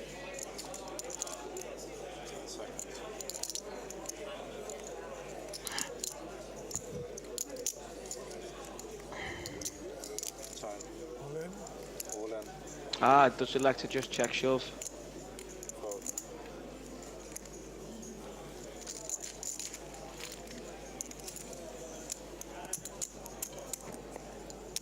Yep, can kind of get behind that again, James. You can't complain about that, you know. 20 big blinds, effective, finding the top pair, and is obviously going to be jamming some of his bluffs there, so does decide to include some king X as well. And every chip very important as we get deeper in the tournament. Yeah, choosing just to protect his hand. And there you go, Christian Biggs just said, of course I made the sandwich most methodically. Beautiful. Beautiful. I love it. Red Leicester and onion. That is a real classic. I love it.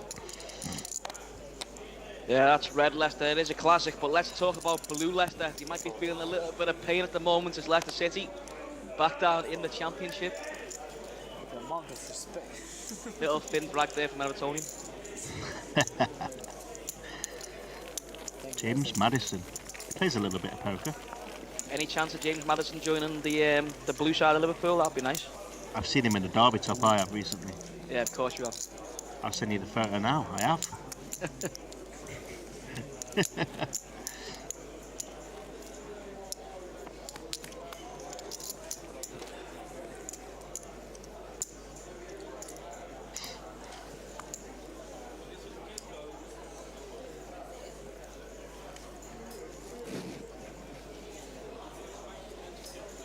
Anybody wondering where we are? For anybody that didn't know, we are in Nottingham, in Dusk Till Dawn Casino, right in the middle of England.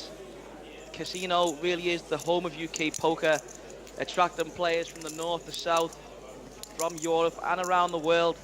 Hosts some of the biggest tournaments and cash games running around the clock. Lots of festivals coming to DTD, and anyone visiting or living in the UK looking to play some poker, a really good option for you. And back into the action here because Ihor has picked up the aces. And Again. yeah, and he's got a 3-bet as well. This is delicious. Now, how does he proceed versus this? I mean, we'd love to see just a call here, surely. But He looks like he's gone firing for chips. It's like 4 million. 3 million. And not gonna get any action. Oh, he is gonna get action. Andrei's deciding to call, and here we go now. A king or a queen could send Andrei in a lot of trouble, but does fade that one. And we're gonna be seeing a bet from Ihor here, very high frequency, I believe. And nothing that Andrei can do. did he just move in there? Yeah, no messing around from Ihor. Decided I'm at a FT and I don't want anything to go wrong here. I've got aces, I'm all in. Take it down. Yeah, would love to have seen Ihor get a little bit tricky there and come in with a flat pre-flop, but would have gave some red lights straight away to his opponents. Definitely capable players will know that he can be capable of having some traps there, but decides to not mess around and get all the money in. Doesn't want to risk his tournament life.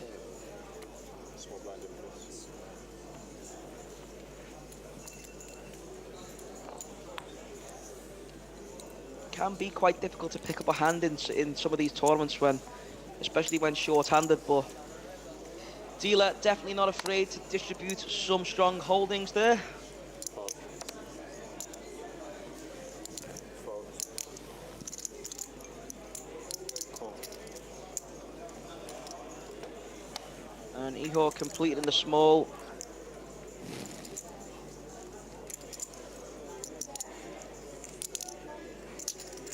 And Alexander's got to decide whether he wants to go post with the Queen 7 off, or maybe come in for a raise and then choose to check with some hands that have better post-flop playability. 1 million. Fold. Does decide to add this into the raising range and takes down the blind. Yeah, showing his experience there. Aleksandrs has nearly nearly $500,000 in cashes. He did actually win the one-day 1K 8 max series here in 2018 for 24,000 pounds. Yeah, and as I say, $500,000 in cashes. Very, very solid, very experienced. Very methodical. And that too. Yeah, I'd like to see Ihor applying a little bit more pressure when blind on blind versus Alexander's James. As you can see there, him and Andrei are both playing with 7 million and 6 million, and Dale and Igor are both around the 15 million mark. So really nice chance for Ihor to maybe stick in some open jams in his range and really put the other two to the sword. Big pay jumps are involved now. It's really, really tough for the short stacks to call off the whole stack when they're in such a close realm of each other. Yeah, absolutely.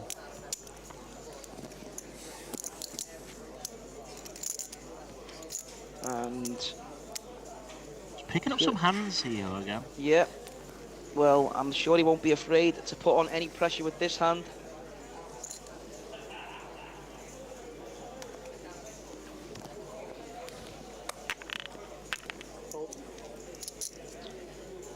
And the question on everybody's lips is who is going to be the first WPT 500 champion in the UK? Since 2016, quite a long time. WPT does return to Dusseldorf, Nottingham. And look at this, this is sick now. Dale, how does he proceed? The two big stacks with Jackson Ace King. This could be carnage.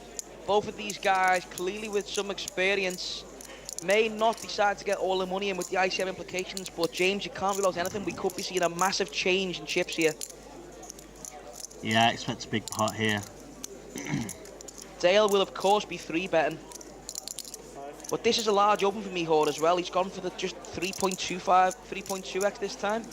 So is Dale always 3-betting here? And when he does 3-bet, he needs to know what he's going to do to a 4-bet shove, James. 3 million. 3 million. It Does does make move all in. it 3 million. He's Oh, made it. 3 million, I thought, sorry. Oh.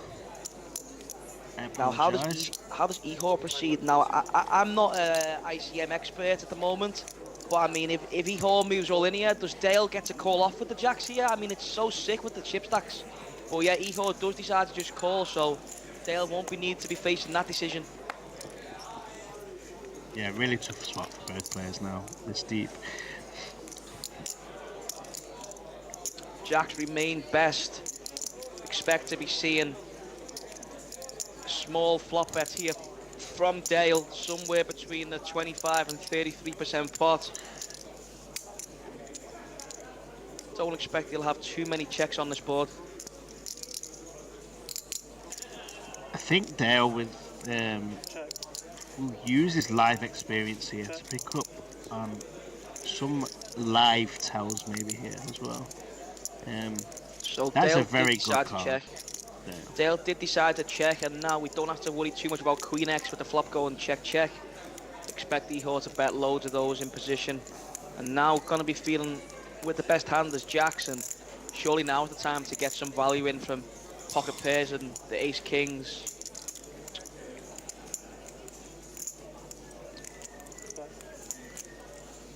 Looks like 2 million. 2 million. And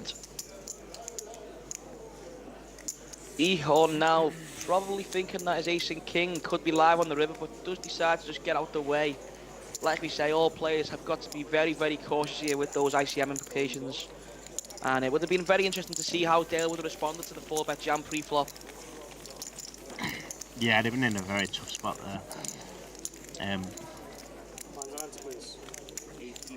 Yeah, flipping or dead mostly. Like a lot of players in a live environment aren't going to find those jams with 8s, 9s and 10s, especially when the pay jumps are so big with 4 left in WPT500. Would have been in a world of hurt rolling around in his chair, and only he will know whether he would have called facing a jam. But board runs out friendly enough for him, and straight back up to 19 million chips as Dale has played really well on this final table and edging closer towards putting his hands on the trophy.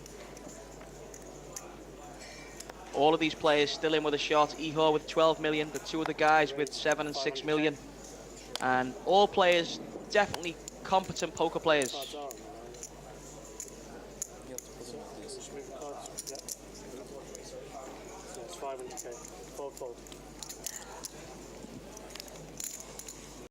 Kurt Morgan, easy abs, and maybe seeing you later. You coming in, are you, pal? Coming in? Want some more lessons? I'm just kidding. Yeah, to anyone fancying visiting DTD tonight, James has agreed to buy everybody a pint, so get yourself down to the Silva.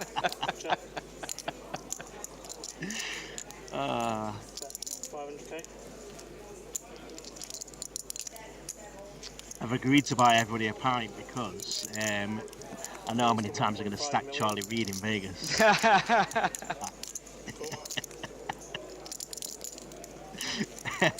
And look at this, let's zone right back in because we've had some sort of aggression on this flop. We've had the best in the raise, and Ihor coming along with the Jack 10 with his 2 overs and a good shot, and just like that, in your eye, Andrei says I'm all in, and now Ihor is gonna be face planting the 4, cannot be calling off here. 4 million, it's 40% of his chip stack. He's asking for a count though. Yeah, I mean he's getting a price, but I mean it's just so, you know, the value of these chips now is just so massive, and his Jack and a 10 may not be live, but it is, as we can see, 8 Jack or a 10 needed, and I don't see how Ihor can call off here, but certainly looks to be involved quite frequently on this final table, and he does the lean over the table again. He folded last time, James, so let's see if we can pick up on something there. I think he's just saving face here. Yeah, he's going to fold. He was eyeing him up. He was eyeing Andrei up though. Yeah, again, really nice play from Andrei. I've liked what we've seen of him during this final table, just to find the check raise there with the 9 with the king kicker. You know, understanding at these shallow stack sizes that you really have to play these hands fast and just shoot all the money into the middle. And the times we are losing, it's nice hands to the opponent.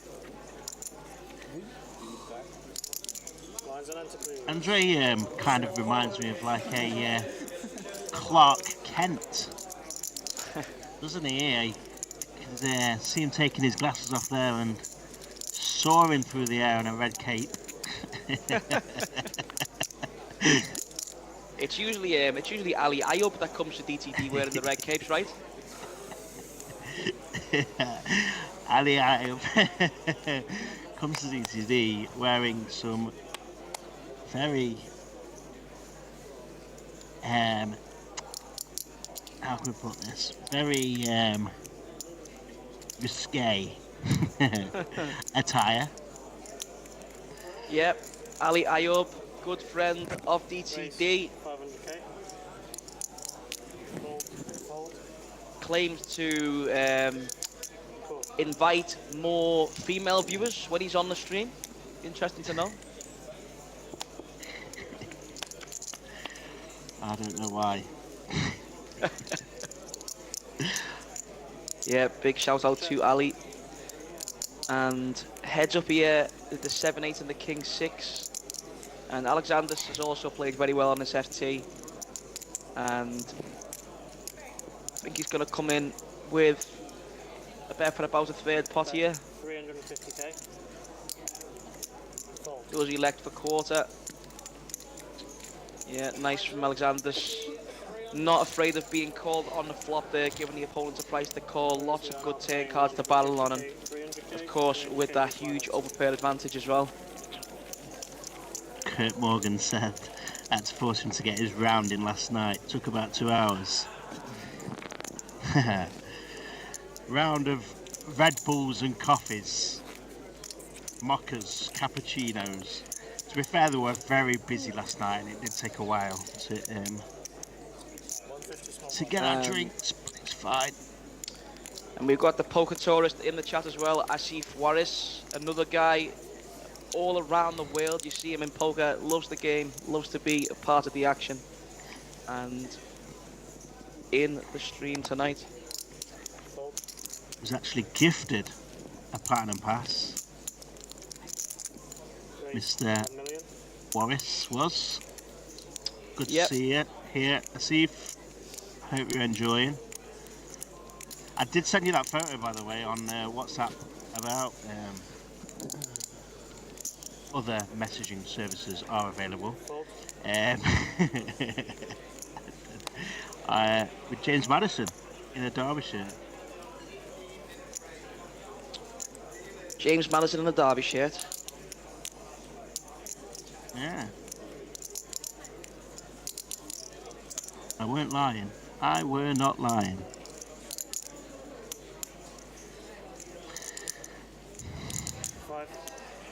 So we are down 2-4 in the WPT 500 main event final day at Dusk Till Dawn, and look at this.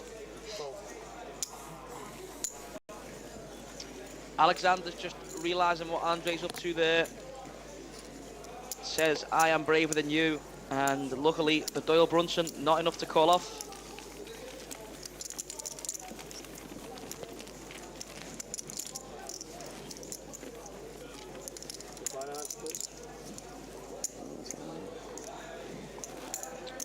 So now Dale Hancock with a huge chip lead on his opponents here, 2-1.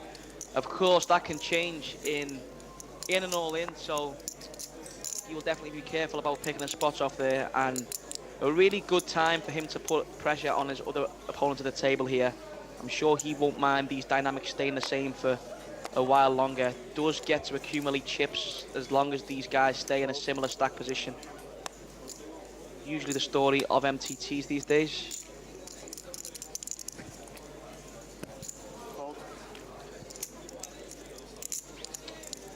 And uncontested is Dale there.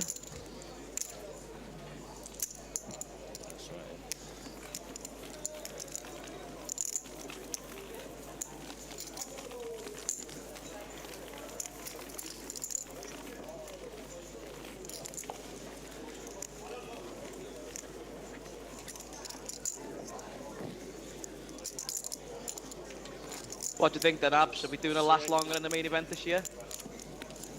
Oh. Yeah, okay, Right, we'll sort something out. Well, there we go, guys. There's your opportunity. Get in the chat box. What do you guys think is an appropriate last longer bet between myself and James Ablett for a last longer at the WSOP main event? Let us know.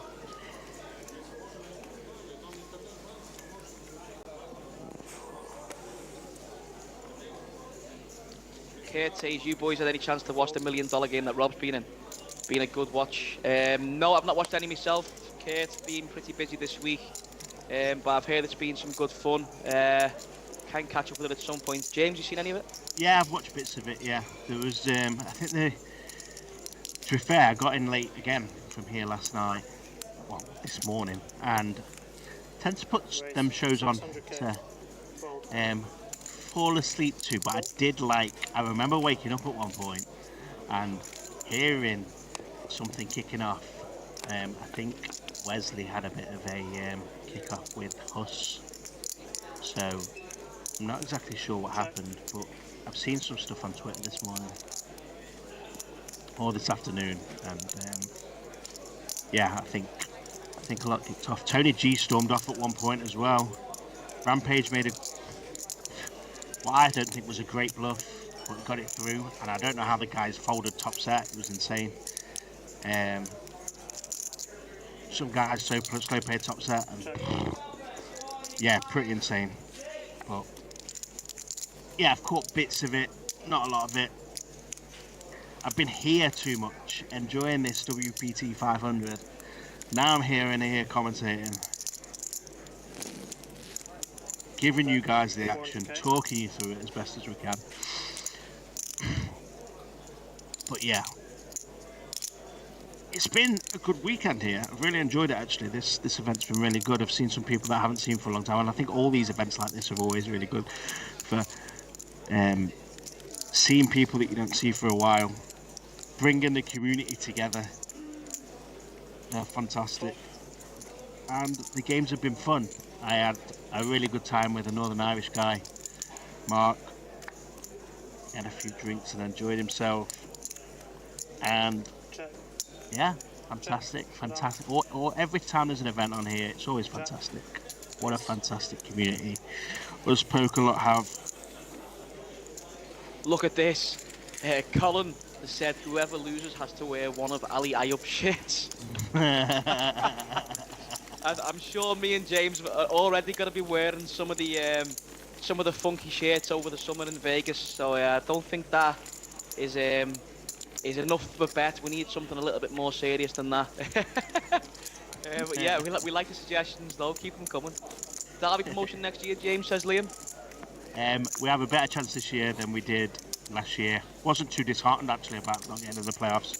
Didn't really expect too much of us this season, or last season now. Yeah,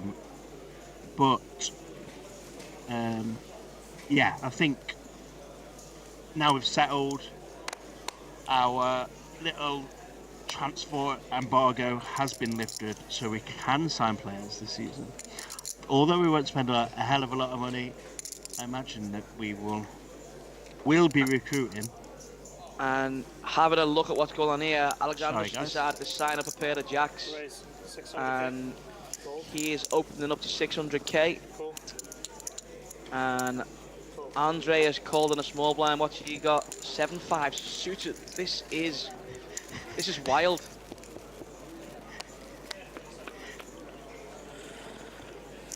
Yeah, so look at this. Andrei here coming in with the peel in the small blind with a 7.5 suited. I expected he might have had some. Well, we are four-handed, so maybe he hasn't got any of them middle and pairs in there. I was expecting to see some of those, but really loose in here with the 7.5 suited. And Igor's come along with the 6.5, and then Jackson's still best here.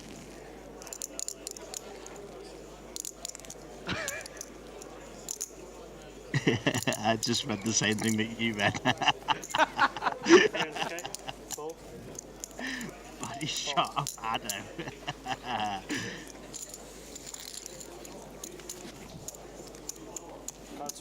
Yeah, Doug being on the stream tonight should be fun. Skinhead and eyebrows, boys. Soon go back. Yeah, cheers, Kurt. I might dye my hair blonde or something. Or yours, Charlie. Oh, kidding me. You put on your Instagram. That could be the decider. You know what I mean? Who finishes longer? Has got to do an update of the hair.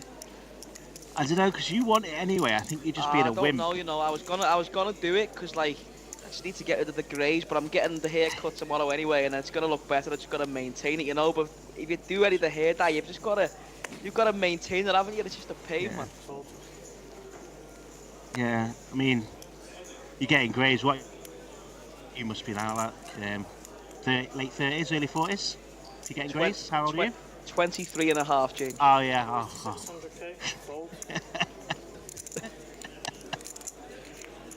Yeah, Kurt Morgan said, "You're not doing that again, Abs. I'm sick of that blonde wig." Yes, I can confirm, Kurt. He looks like a chicken and mushroom pot noodle.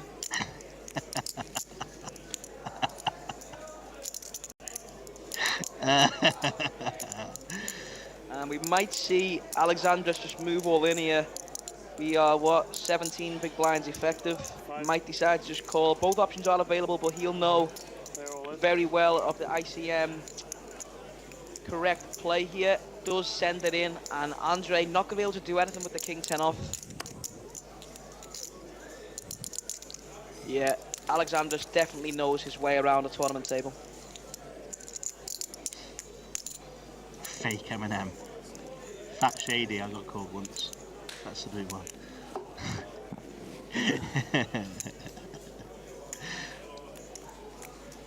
Yeah, what we see here may look relatively easy in some of the viewers' eyes. You know, a pair forehand that's good enough to send it in. Really is a little bit more complex than that. These guys are playing for large sums of money, and every single move can be a massive mistake. And Alexander's confidence here, the fives, is a send and does get it in for 4.7 million effective, and really does put really does put Andrei in a tough spot when he's got his strong hands, but potentially just saving face here with the king 10. Look at this! Oh, he's called. I did not expect this, Gone James. for it. We're going No, to be playing a expect this. huge pot here. Andrei has had enough, and he's calling off here. King 10 versus 5s. And Aleksandrs will be sick to the stomach when he sees he's going to have to flip here. Yeah, I just heard him, Andrei, actually then say, come on, one time. He's calling in his one time. And this is an 11 million pot. If Aleksandrs wins, he's going to be chip leader. And if Andrei wins, he's going to be straight back in with a fight. And he's going to be needing to find one of the 6 remaining king or 10s. Oh, running cards. Can do the 6-7. Only a king or a 10, a 12% chance to see Andrei remain in this tournament, and doesn't find it. And there you go. We have a new tournament chip. Well, not quite, almost. Oh. Now that Ihor has no ICM battles going on. Dale and Aleksandrs both around similar stacks, and we are three-handed. And there's Sean McBride there. Big shout out to Mr. Sean McBride himself. He was giving me some banter yesterday. Some Derby County Liverpool banter. Yeah, and we got Big Don as well in the dealer seat there. I was playing poker with them recently, actually. We used to work with them as well on the tour. Big shout out to those. Sean McBride was very big on the poker scene. Used to be a card room manager of Genting, now loving life on the tour. And we are now down to three-handed in the WPT 500. And the action has been plentiful so far. These 3 players all in with a shot of a 100,000 top prize. And it's been an entertaining final table, to say the least, James. Yeah. Andrei Dusu did actually come to the table as the chip leader. And he has just bust in fourth for £24,000. So it does just show that you can come to the table as a chip leader and things can change very easily. Dale is climbing that ladder. I can hear the Irish accent of Andrel. There. Seat open, table 3, seat 3. Thanks a million.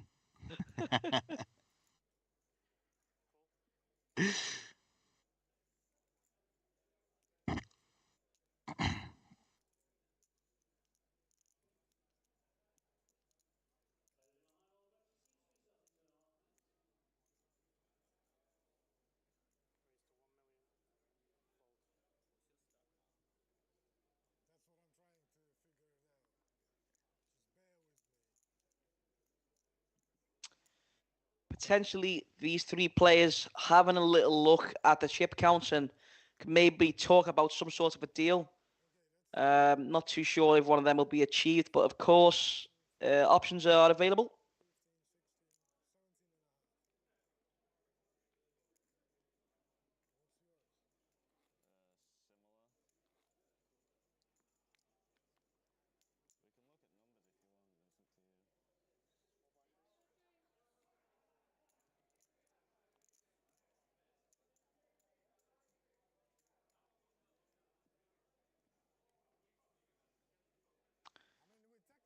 Kurt Morgan said, "We've lost the sound, boys. I hope that's not the case. We'll try and get that. Have a look at that for you now." Play the song. Play the song. If the gentleman. Yeah, play the song for us. Fault.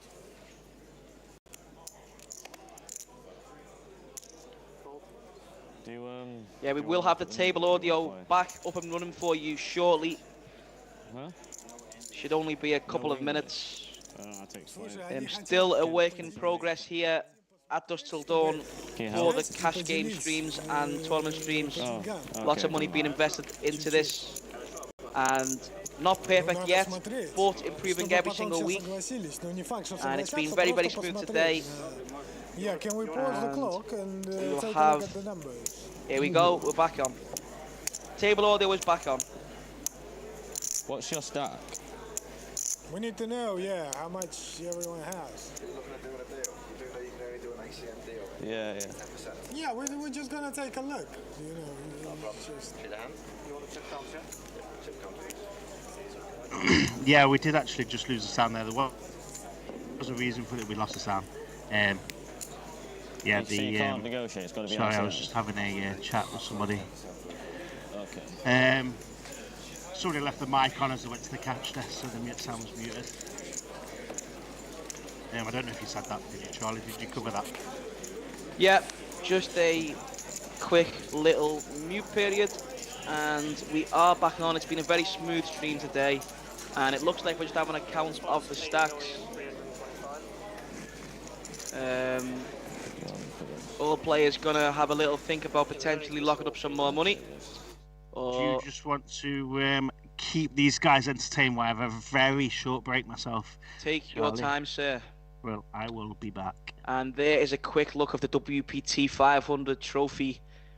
Looking to find the first main event champion since 2016 in the UK.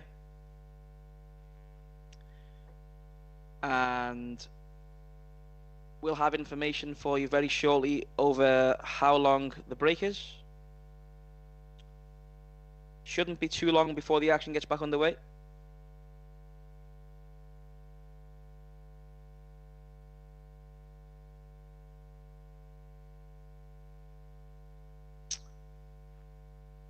Yeah, we're just getting rid of the table audio for a short period of time while the players have a discuss of a deal. And we are going to be back very, very shortly.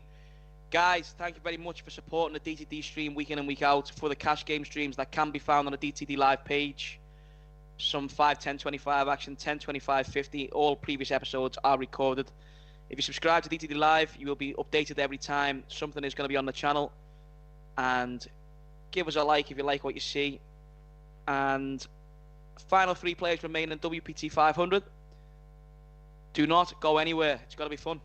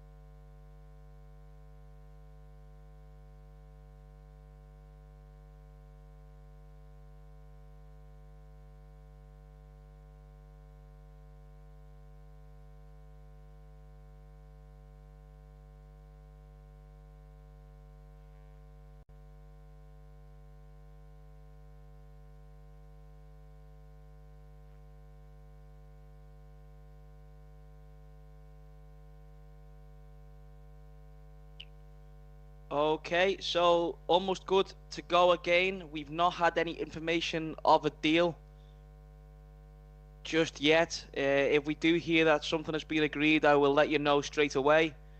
As far as I'm aware, this far, we're going to be playing now three-handed.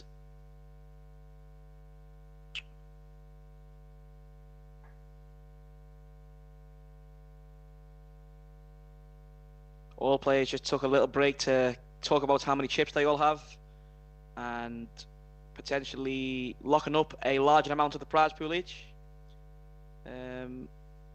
Nothing has been reported to us this far, so we believe that all players will be continuing to play with the pay structure as normal, nothing adjusted. And almost good to go again.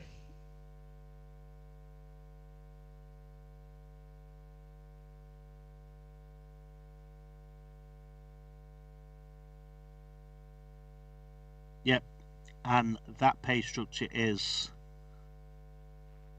all players have locked £40,000.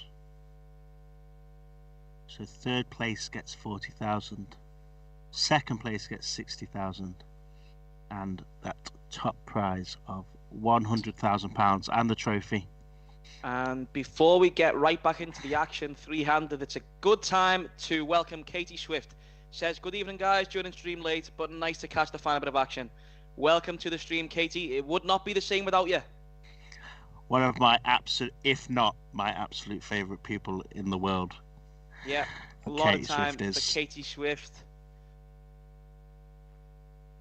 Nice to have her on board. I hope we'll be seeing her in Vegas. And Aziz says, no table sound again. Yeah, just while players are finishing, having a chat about potential deals and stuff, we've just got that muted a second. And we'll be back on any moment now, just giving the players some time to discuss in private potential deals. We'll be back with the action before you know it. Don't go anywhere.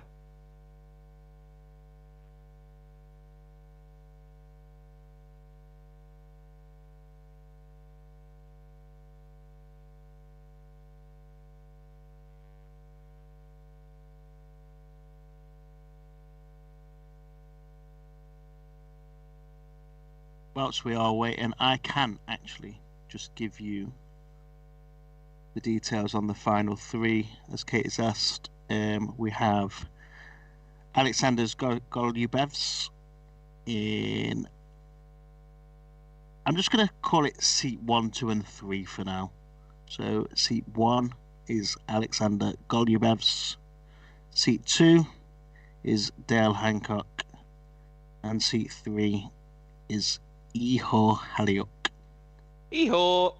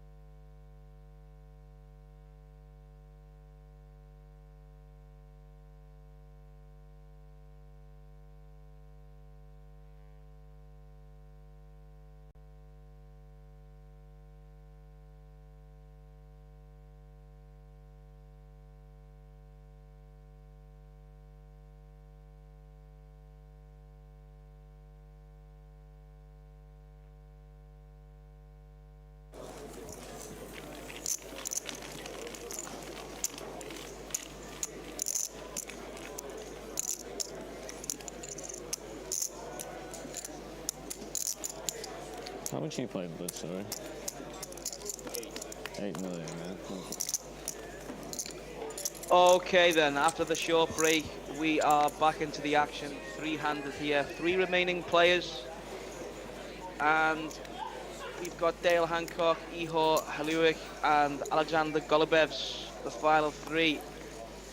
Shortly we'll follow you with the cashes of the rest of the final table. So we'll let you know what they cashed for shortly. Let's get back into the action.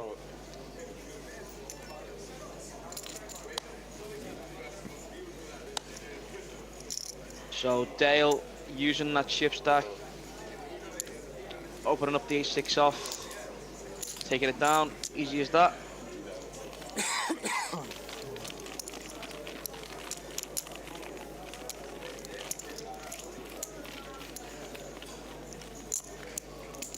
I could have a quick look for you, Katie, about these players that I've already bust. Yeah, James is the man. James is the man with the payouts. So our first player to bust on this table was Aziz Miah, and he cashed for £5,000. He finished in 9th. In 8th place we have Silva, who bust for £6,000. Lita Radu bust in 7th place for 7,500. Mihail Popa bust in 6th place for 10,000. Adeniji Sondre finished 5th for a very respectable £15,000. And our final table chip leader was Andrei Dusu, has not long bust in 4th place for £24,000, and we are down to these final 3 who have £40,000 locked up, and that is good for a 3rd place prize, £60,000 for 2nd, and £100,000 for 1st, and that trophy. There we go. I hope that helps. Yeah, Yeah, so fire away, Charlie, what was you going to say? Yeah, just Ihor the man now looking to find a double to get himself right back into the swing of things. A double would put him pretty close to chip lead. Raise 2.5. Fold. And Dale here using that stack.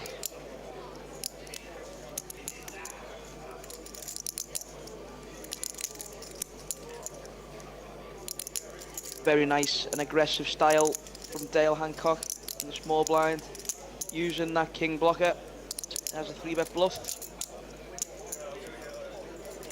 10 seconds. And really difficult for Alexander to do anything here. And again, good timed aggression from Dale Hancock. Been very impressive what we've seen of him from this final table. Aleksandrs Golubevs, you may recognise. He's pretty regular across the UK circuit and maybe a little bit of Europe as well. He has 500k in live earnings. He actually won the 1K 8-match series here in 2018 for 24k. I played with him a few times. Dale Hancock's cash reg from Sheffield. Does occasionally play tournaments as well. And very, very capable. Ihor is fairly inexperienced when it comes to tournament, has just the 1 cash to his name, 1 lifetime cash. So good to see somebody either pretty new or pretty recreational making this final 3 here in Ihor. It's a nice little story for him. I'm sure he's absolutely buzzing to be here. Raise to 1.5. And you are very welcome as always, Katie. Always here to keep a smile on my face and help you and everyone else. 1.3. So they're the last 3 players left. Down Hancock with a considerable chip lead now, 21 million.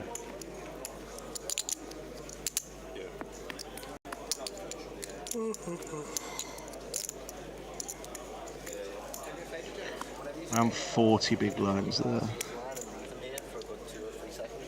That trophy, look at it in view now. Beautiful trophy.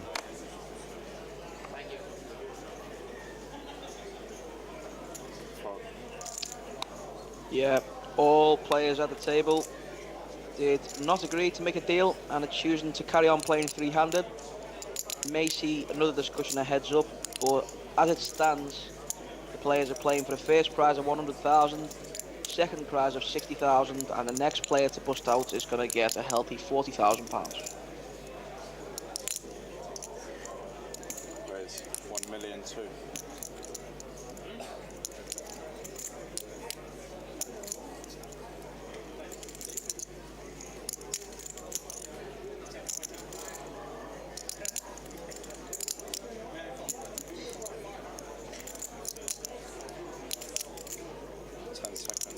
So now it could be Alexander's turn to put the pressure on Dale.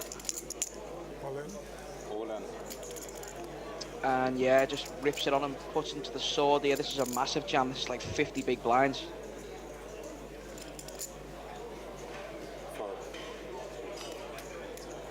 Yep, recognising that Dale is up to no good, and Alexander's saying, if you want to play that game, I'll play it right back at you.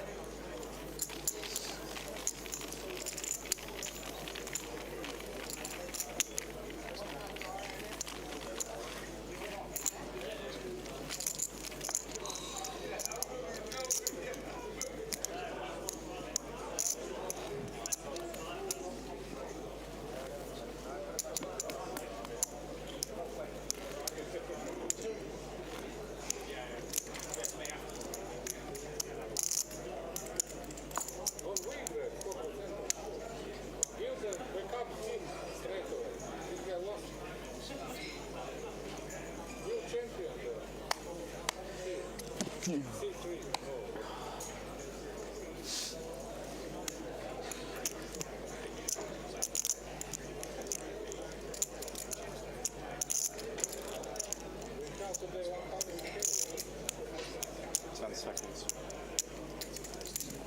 Raise. 6. Call.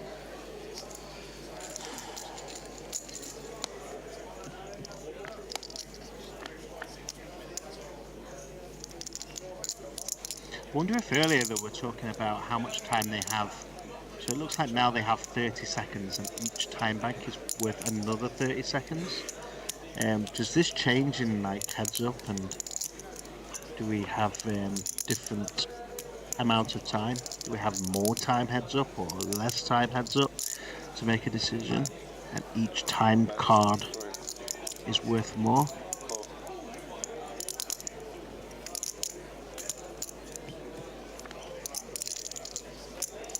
Yeah, it would be nice if the time banks were extended, as now obviously there's much more at stake than what there was at a different point in the tournament. But all players definitely would be used to the amount of time allocated by now. Multi-day event, and you know you've got to be pretty sharp with the decisions. 10 seconds.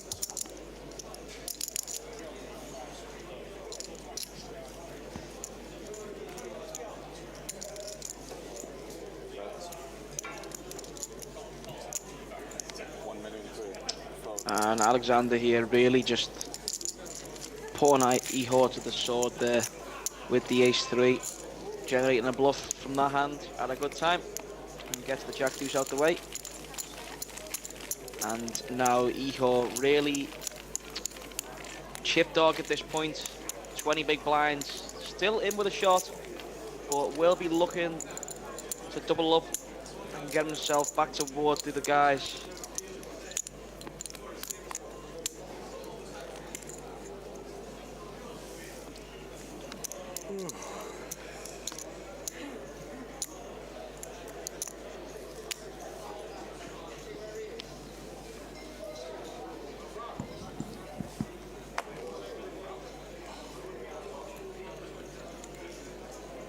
Raise.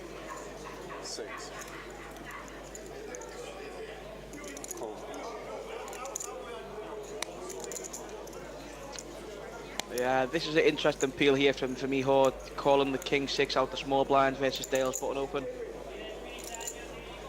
From 20 big blinds, this is just going to be a fold here all of the time, but Ihor's deciding he's going to get involved.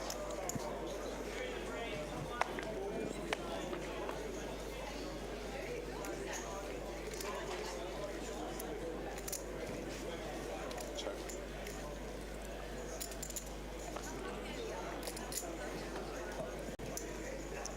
Going to be a pretty decent flop for Dale, opening the button with lots of the Broadway cards. That's 4. And a C-bet, going to get the job done versus the King 6. Yeah, this might be the time where, like looking at the hand and mobs, you can see that the inexperience of Ihor might cost him here. Calling them hands out the small line and then out of position to players that are capable of putting pressure on the C-bet, taking down lots of pots this way.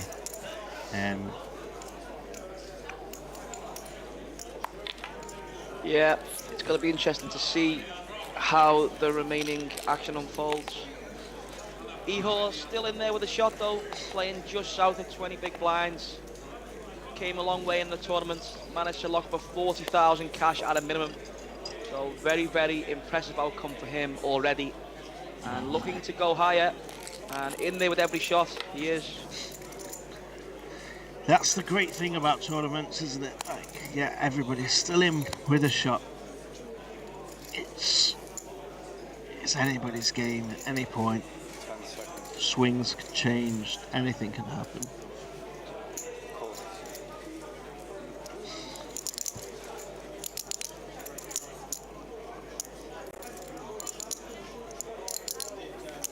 I really, really do love cash games, but tell you what, there's no greater feeling than making a final table and just being in with a shot at the big money, right? Yeah, of course. It's the great thing about tournaments. You get to put in a, not necessarily a small buy-in £560, but a small amount in proportion to what kind of money you can win for winning the tournament. Always nice to put in 560 and then get to this stage and you've got 40,000 locked, like just 80 times you're buying and you're playing for the top prize of 100k. Massive sweat at this stage. And even players who play cash full times, the likes of Dale Hancock, I know you say he plays a lot of cash games. Just to get yourself in these positions now and again, the thrive, it never leaves you. You know what I mean? You can play poker as long as you like. You can go through patches of being bored, or you're kind of losing the love of things, and then you find yourself in this spot again, and then all of a sudden, all that love is just reignited once more.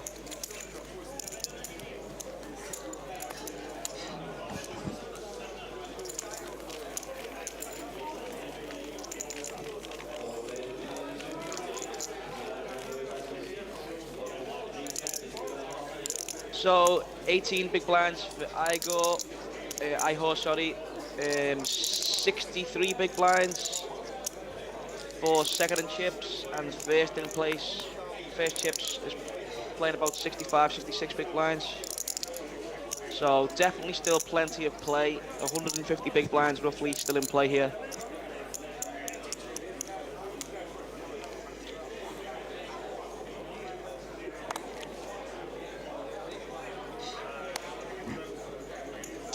So who knows, this could be on for another few hours, it could be on for another 30 minutes. All depends on the dealer.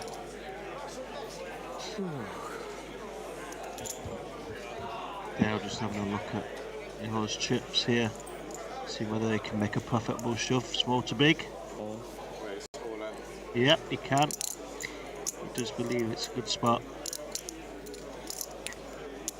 Does run the risk though, I mean, of, as we say, Ihor might not be completely brushed up with his push, fold and call ranges. Like maybe might decide to make a lighter call with these kind of Broadway cards, and he's definitely thinking about it now. Does need to do something to get back involved in this tournament, so you could never blame him here for calling it off. And as you can see here, it'd be very much ahead and can find Dale in a terrible spot if he does connect with a pair on the flop. This could be it for Ihor, deciding to, is this the moment to play for it all? Does decide to get out of the way. Maybe if he had Queen 10, Queen Jack, he would have went with that, but decided Jack 10 was a little bit too wide for him. And can get behind the fold there, 16 big blinds, Jack 10. I think it's a little bit too much to be calling off. Definitely much better to just go all on yourself and have the fold equity in front of you. And maybe when he's playing less than 10 big blinds, we can start flicking that one in. Definitely still in with a shot is the lad, and loving life with the 40k locked up. Played plenty of poker over the last couple of days and set for what looks to be a lifetime score so far.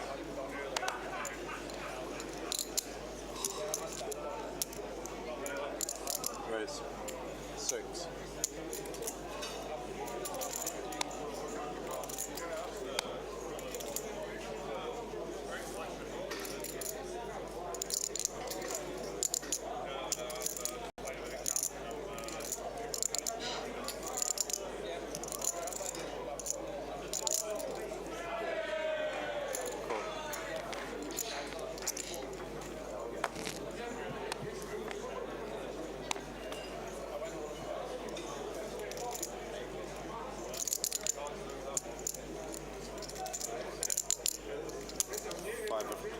Queen of spades, Jack of clubs.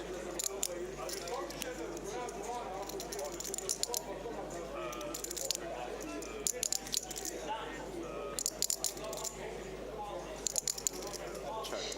Both players do flop a pair here.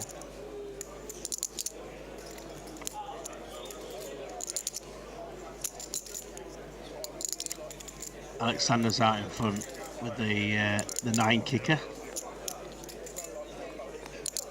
Lots of sharp opportunities there. Not as many anymore with the deuce on the turn.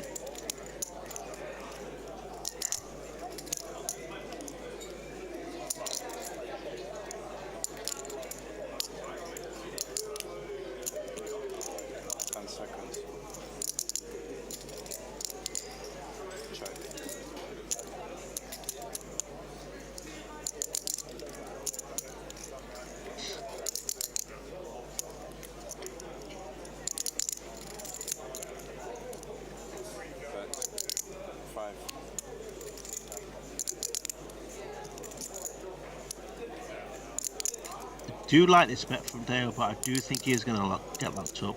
Can get worse hands to call.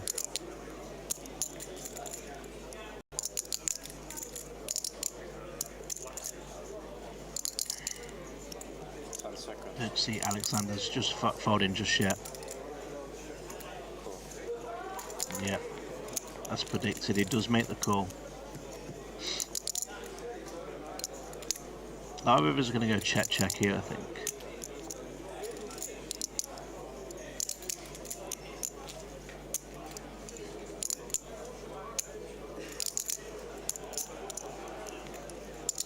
May see a lead here now.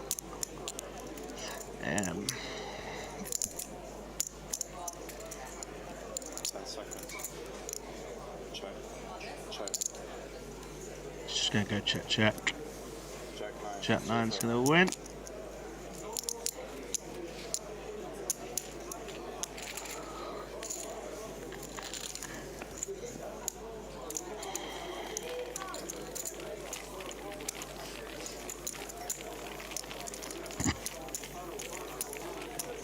I could potentially go and have a look at that for you, Joseph.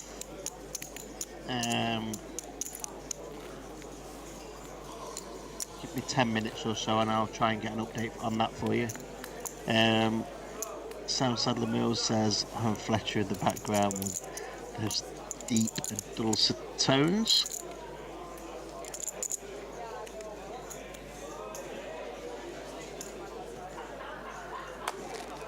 Top bloke, Aaron Fletcher.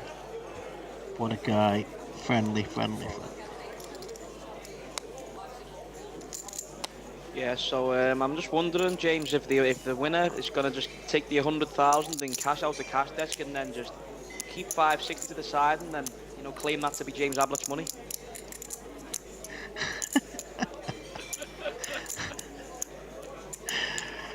10 seconds. Cheers. I've always got your back, brother. I know. Raise. And I've always got socks for you, mate. 1 million. Thanks very much, mate. Any hair dye? Can help you wash your clothes as well if you like. Let's teach you how to do that again. Cool. Oh God. We're gonna have to go to the laundrettes this time. Oh dearie Being me. in a hotel, I'm gonna have to find a laundrette and actually show you how to do it in a laundrette. Right? I'll talk you through it. I might actually do a video of it, right? Keep a video of me teaching you how to do it, and it can just be, you can look over it over and over again. So you can, I'm not coming with you every time to the laundrette. You can do it yourself, you know. Right, let's get back into the action. 7-8 suited for Aleksandrs. Dale with the king 2 suited, and it looks like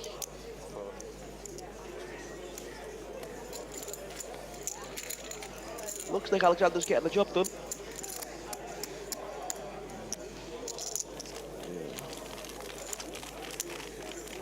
Do you want pinks or? Do you want pinks or greens? Yeah, Anthony, we just turned the sound down when they were discussing the deal, just to keep the deal private between the players at the table. Potential discussions between them, and then when we did reach an agreement, we'd have shared the figures with you. Just allowing the players to have a little personal chat. And back on air again now. No deal was agreed. Playing for 100, 60 and 40,000. So all players with a very good ROI in this tournament.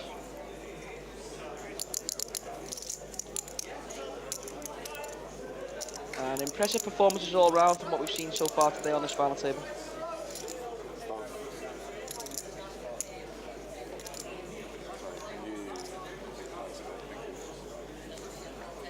I'm going to go on have a look at this high roller and see if I can find some information. Yep, cool. Just answer Christian's question before I go.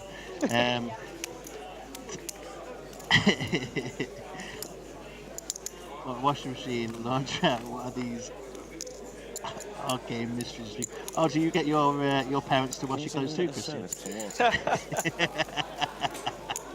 I'm hammering you today, Charlie. Listen, mate, do you know what, right? The good thing is, right, is it'll take me longer to grow up and I get to be young forever. So despite the grey hairs, I'm loving life. I don't blame you, mate. I wish I could get that. And by the way, you can wash me clothes twice now, not once. As long as I can keep my socks. Right, go find Get out of here. I'm off. I'm back in a sec. Here's a quick look at the clock for you guys. 150,000, 300,000 now. And 3 players out of 896 in the field remain. And there you go. James has gone to find out the information that I can already tell you. At the moment, on the bubble in the high roller day 2, interesting times. 16 players remain and 15 places are paid. So that is in the latter stages now. And there we go. 10-8 suited for Ihor here. 6 is on the button for Dale. Raise 600k. Now versus a min, it's interesting because Ihor did peel the king 6 out the small. So does he call it 10-8? No, he sent it. And now he's going to be at risk because Dale is not going to fold 6s here, I don't think. For, yeah, it's like 14 big blinds.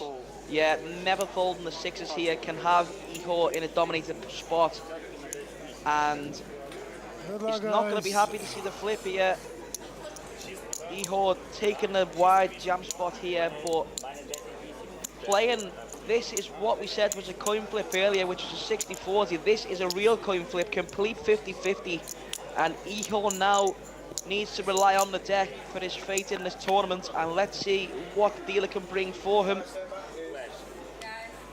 And look at that. And flops the sixes, nearly dead, needing the three and four of clubs to come. Just flopping this flush. And Oh wow. gonna be doubling up. Well, I thought I had a straight flush then. Nice one. And yeah, look at that, a three of clubs on the table would have been sick, because if they come gonna run a straight flush. But yeah, that's the flop that Ihor was looking for. And just like that, he's back up to just shy of 9 million chips.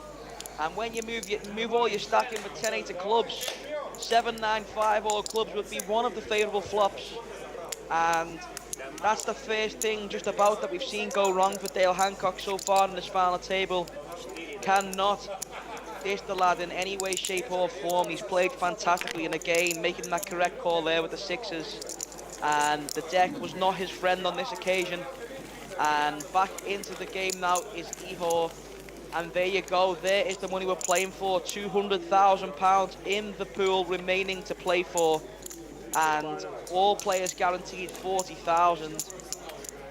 And there you go, Ihor right back in with a shot at this tournament. And the games go on. A disappointing outcome there for the Dale Hancock fans in the stream. But what I will say is I've been really impressed with his display so far today. You can clearly see he's a very capable Texas Hold'em poker player. And still in with a shot of the 100 bags up top. 21 million, 14 million and 9 million are the chip stacks now. And lots of play left in this tournament. Short stack playing about 30 big blinds at the moment, so this is definitely not a crapshoot in any way, shape or form. And here we go, Dale coming in for a defend versus the larger opening size of the game from Ihor. Unconventional size, but on this flop, if he can find the c-bet, he's going to be taking it down. And a good job from Ihor recognising that this board is going to be a good continue board for him. And unfortunately, nothing Dale can do there. The players now playing 200k, 400k, 400k big penalty. And the man said it, Don tells the players that it's going to be 200k, 400k. So now the short stack playing What's your stack about now? 25 big blinds, give or take a big blind. What's your stack? So the all-ins are going to carry on flowing fast here. And again, the same stories before. This could be a 10-minute job or a 3-hour job.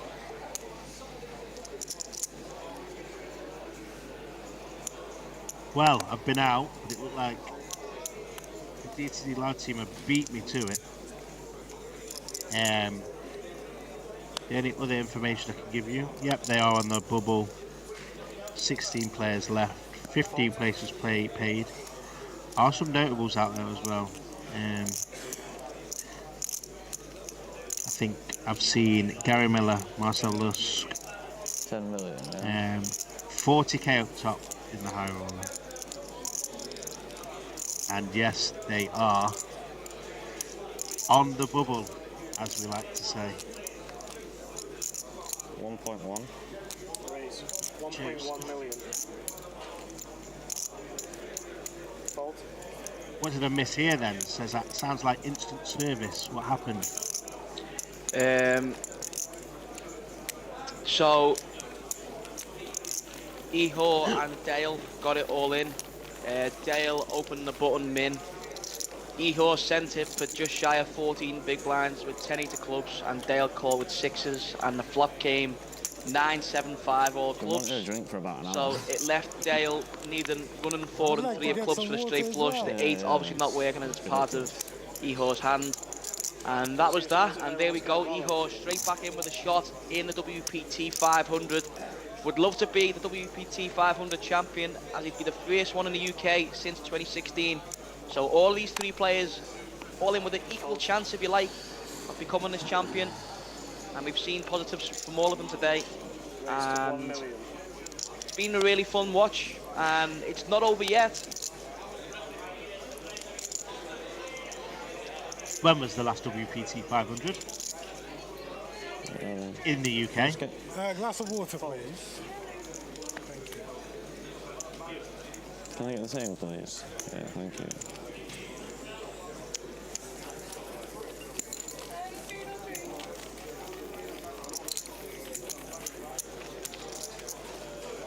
I just went silent there. You didn't want to answer my question.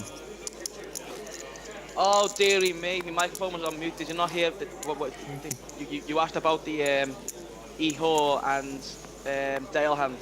No, I asked about that. I heard you. I asked you when the last the WPT was in the UK. So I'm reading here that the last WPT 500 UK champion was in 2016. So 7 years on now. Gonna be crowning another one today in Dust Till Dawn. Do you know who won the WPT 500 in 2016? No, but my friend Mr. Hendon Mob might know. Okay, Much as I I'll see play where I now. can find that. James, I feel just- like James, I think I've got a good excuse. In 2016, I was doing my GCSEs. I wasn't. Was definitely in the home game environment back then, but hadn't I entered the casino feel yet. like Alright. Will Davies was on this final table. See if I can find out. Yeah, there you go. Alexander's just sending it there with the sevens, and Dale with what is a good hand to call with blind be blind. Not going to be calling off with these ICM implications in play. Correct. Will Davies came third that year for 60,000. Yeah, and Ben Windsor won it. Will Davies, where do I know that name from? Is Will is Will Davies the boyfriend of Lauren, the dealer? I believe so. Yeah. Irish Lauren. Worked there a couple of times. Irish girl, yeah. Yeah. Yeah. You're right. That's her. Yeah, both living in Australia again now. Yeah, that's the guy. Keith Cummins, ironically Irish as well. He came second, and then Ben Windsor won it. I remember that. I remember the setup they had here. It was slightly different to the one that they have now. It was at the front of the building rather than the rear of the building. The live stream. Very similar to the Million setup I have a while back. But yeah, the front was. Yeah, I've got a vivid memory of that. It's really weird. A few locals actually on that final table. Andrew Hume, Javid. Katie Swift still watching in the chat there. Katie, what's your opinion on me not knowing the answer to who won the WPT in 2016 when I was studying my GCSEs? Any thoughts on that one, Katie?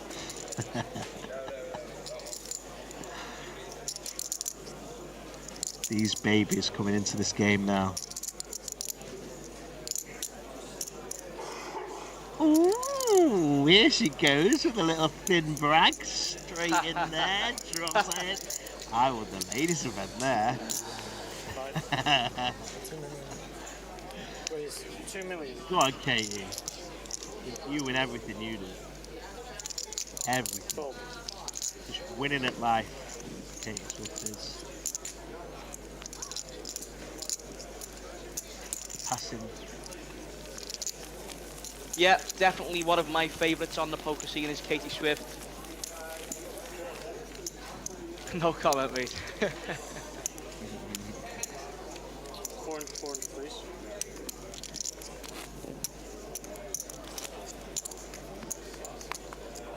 Get them in while you can, Kate. I don't blame you one bit.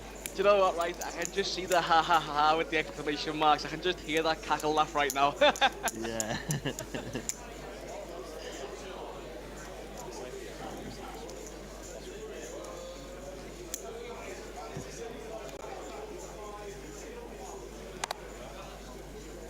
Fold.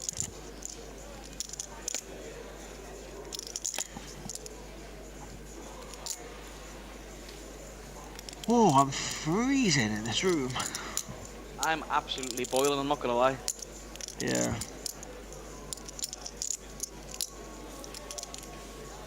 Call. Insulation is the key.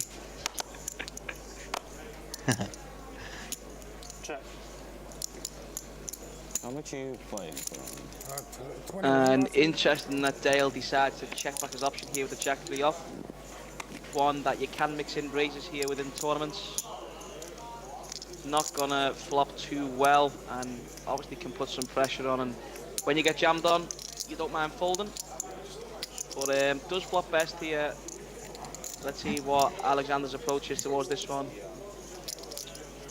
Expecting to be betting one big blind a lot of the time on these boards. It's going to be better for him, right?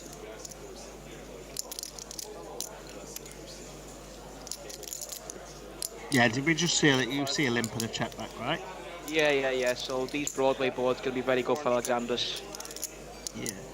And Dale going to be forced to continue to the verse the one big blind size here.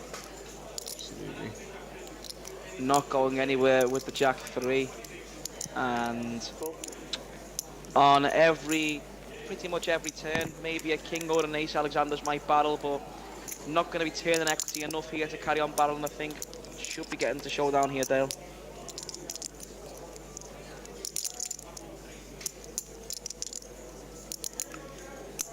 Yeah, so an overcard rolls off. One potentially Alexander's could fire on, but I do think he's gonna just wave the white flag now, to be honest. Not too much going on, but does have an aggressive playing style.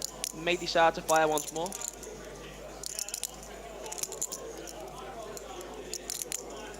Five.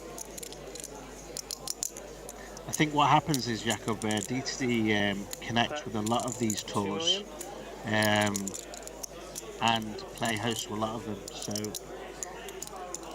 they have their own schedule as well. And then, as mentioned earlier, they're reconnecting with the APAT at they're reconnecting with the APAT in August. But yeah, they have a good affiliation with a lot of the tours.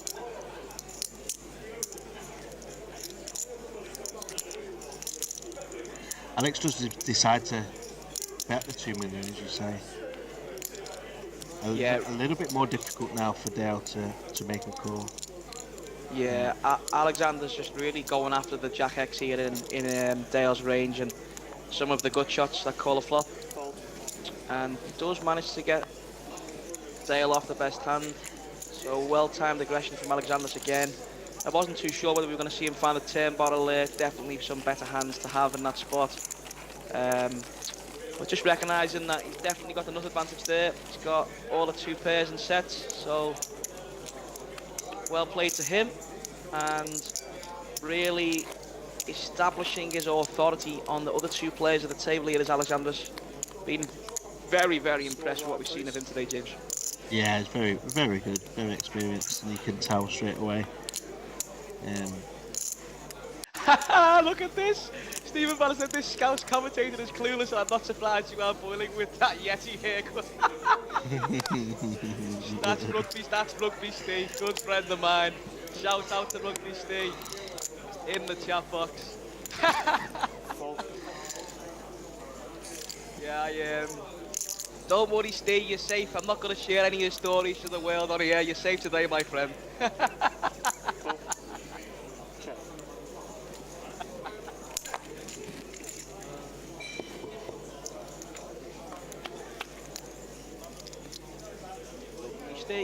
Rugby Steve.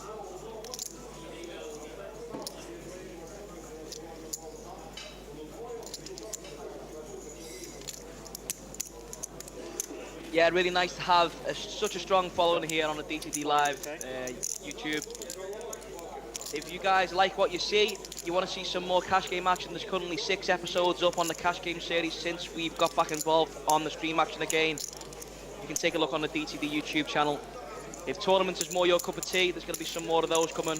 And if you follow DTD Live on Instagram and follow the YouTube and stuff, you'll have more information of that coming soon. For now, we're covering the final table of the WPT500. 100,000 as the top prize. Dale Hancock, Aleksandrs Golubevs and Ihor Haliuk all competing for that trophy. And myself, Charlie Reid and James Ablett guiding you all the way till the end.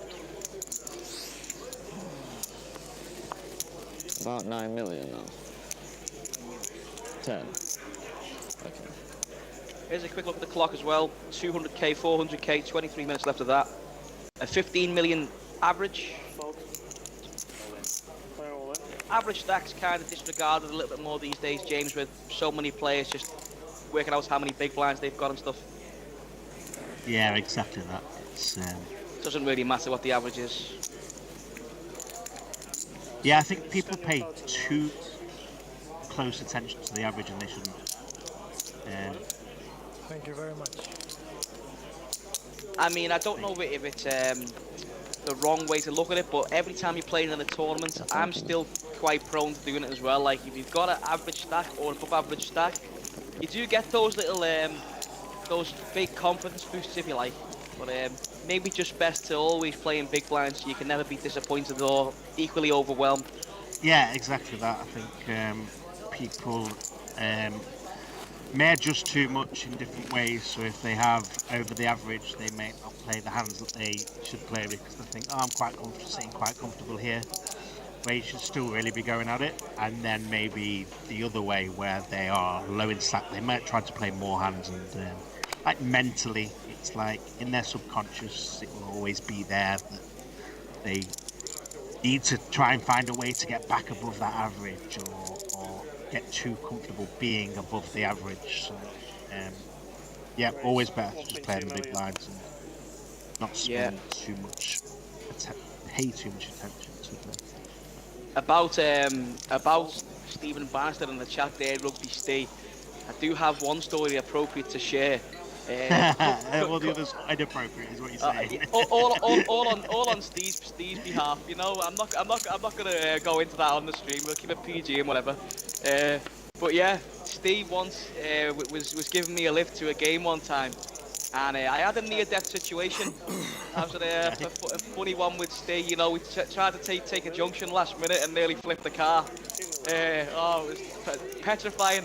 Still haven't quite got him back for that fear yet, but thanks for that, Rugby Steve. I'll remember that one.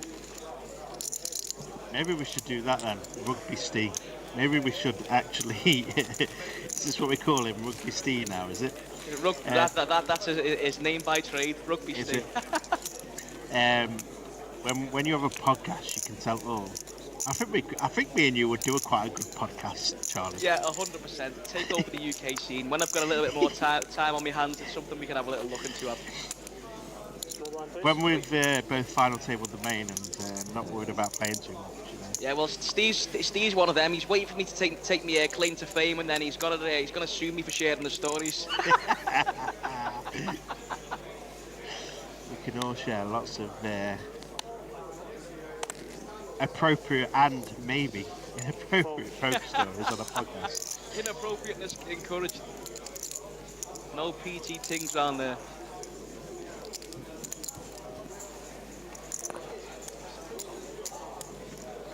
Right, we went off on a little tangent there, had some fun, providing that balance between some serious poker and just a load of nonsense, which me and James are very much happy to provide all the time. And there's now a whole lot of nothing. I say there's a whole lot of nothing really happening though here. So it seems to be a lot of raising. Yeah, we're at the stage in the tournament now where the pay jumps are so big, and like this, as we can see there now, we've got a clear chip leader and 2 stacks around the 30 big blind realm. Really difficult for those guys to get out the line now with the 20,000 pay jump on the line now.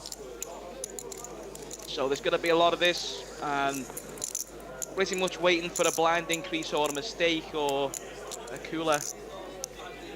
That's what's going to be the turning point in this tournament, and when that comes, the only way to find out is by staying tuned. And we're not going anywhere.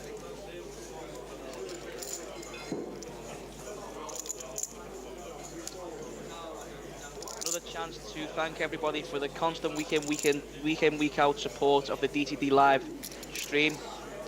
DTD investing lots of money and time into making this stream a more enjoyable experience for its viewers. Now one of the top competing streams in the UK, still a work in progress, and getting better week in, week out. Really been happy to be a part of the stream in recent times. And emotional, the last stream for myself before Vegas, last stream for me and you, James. Exciting times ahead, and hopefully can bring back some stories and maybe a bracelet, James, for the next time we do some commentary. Yeah, absolutely. That'll be a very good talking point. Yeah, then we might have to introduce webcams, you know, because the bracelet must be on display at all times.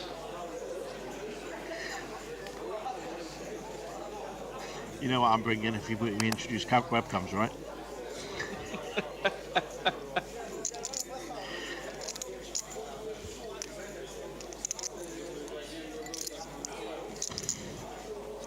Raise 1.5 million. Oh, I've literally just had the heating turned up in this room for me because I was freezing. Oh my god. I've got my jean shorts on. See, I'm ready for Vegas already. I've got shorts on. Yeah, look at this again. Ihor with the 4x open with the ace-6 off. Definitely on the line of unconventional again. But Ihor's came this far doing his thing, so the only way to proceed is to carry on doing it, and let's see if he can close it out. Definitely back in the mix, Ihor. He was on the brink of busting before, and straight back in with a shot.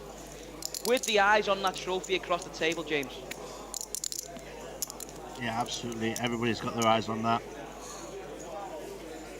And look at it as well. It's in like a bit more of a natural position for Ihor to be looking at, right? It's like directly in front of him. But Alex and Dale, they have to turn their heads a little bit. So maybe, just maybe, it's a little bit of a sign that it could be heading. Raise 800k. Cool. It's kind of like, you know, when you sat in like T1 or 8 or 9, and you have to like lean forward to see the chip sizes and the stacks and what people have. It's a little bit more difficult. Kind of reminded me of that, what Alex and Dale have to do to look at that trophy. Yeah, I was playing in a casino the other day, and they've got like rake boxes in seat 1 and seat 9, and like, oh, it's just terrible to sit in because you're just banging your knees on the rake box all the time and can't quite get comfortable. It's not an issue. It's not too much of an issue at DTD though. Having said that, I definitely need some rate boxes in my time. Raise 800k. yeah, I always have to tell people after they've kicked that there's a rake box there, you know, mate. Not like you to do that. Not like Yeah. you to show a bit of sarcasm, Charlie. Standard team read sarcasm. Cool.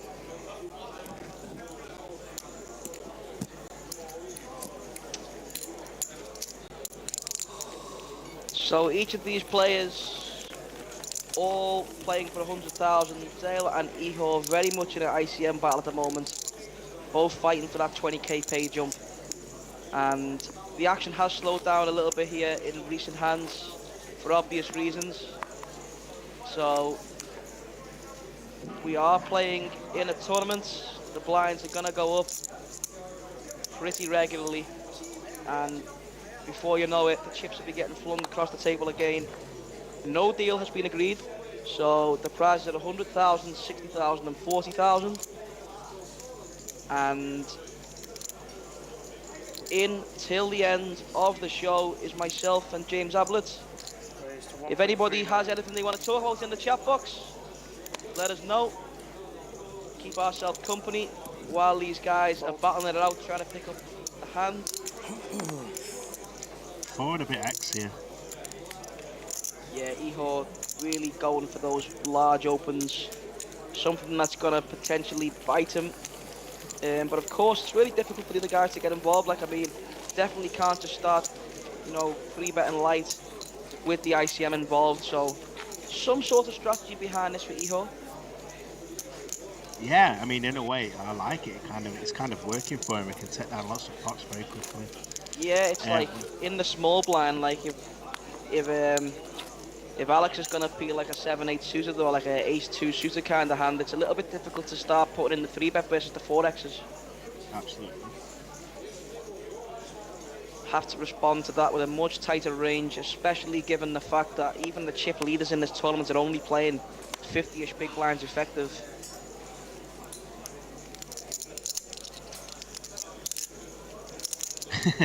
That arm in the background, it looks like a Smurf, doesn't it? Yeah. Just a blue arm. Raise 800k. So Aleksandrs coming in for the open, and Dale with a potential 3-bet bluff candidate here. It's going to be interesting to see whether he takes it or not. May decide to just fold. Does have Ihor with a very similar stack behind, so tough spot, but Dale is going to continue with his aggressive approach 4.5 million. and does put in the 3-bet, and I think we're going to see Aleksandrs now just move all in. Wow, he shows a huge size here as well.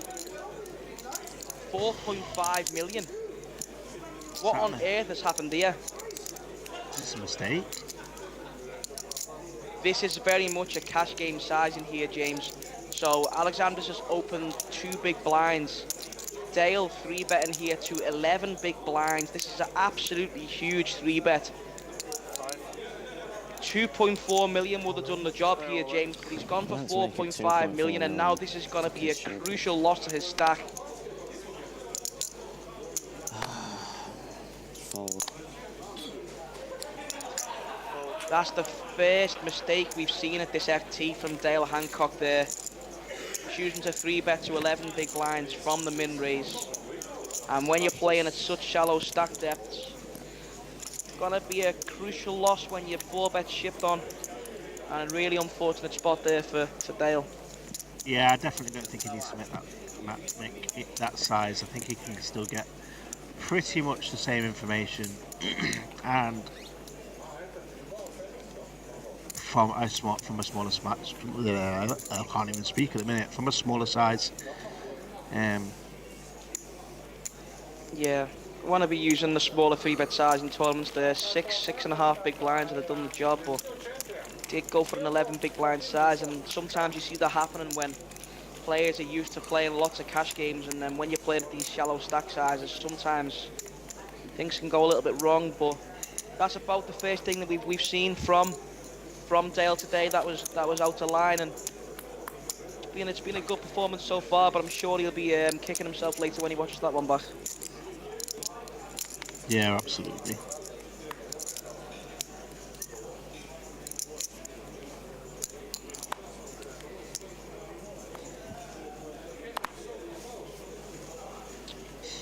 Gonna be some consolation for him though, because he's found ace 10 suited on the button, and Ihor has got a hand that I expect him to be getting involved with.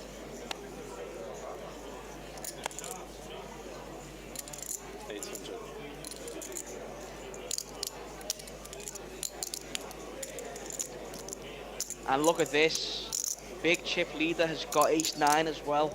Potentials here for Dale to be potentially getting the full double. Yeah, if he goes in here, I don't see Dale folding. Yeah, I think he's just going to call now. Yeah, this is one where Dale is going to call here with the suited ace, I think. 15 big blinds behind. I think this is one we get in. We're going to expect Aleksandrs to be 3-betting a lot of the hands that are crushing us, rather than just open jamming. And yeah, very much standard, all in and a call here. A massive hand on this FT between Dale and Aleksandrs. Aleksandrs needing to find a 9 or some way of a chop. And it's a 10 on the flop. Always a sweat. We do have more additional outs now for Aleksandrs, and 8 will seal the deal for him. And now a diamond's working as well. Lots of outs here to fade.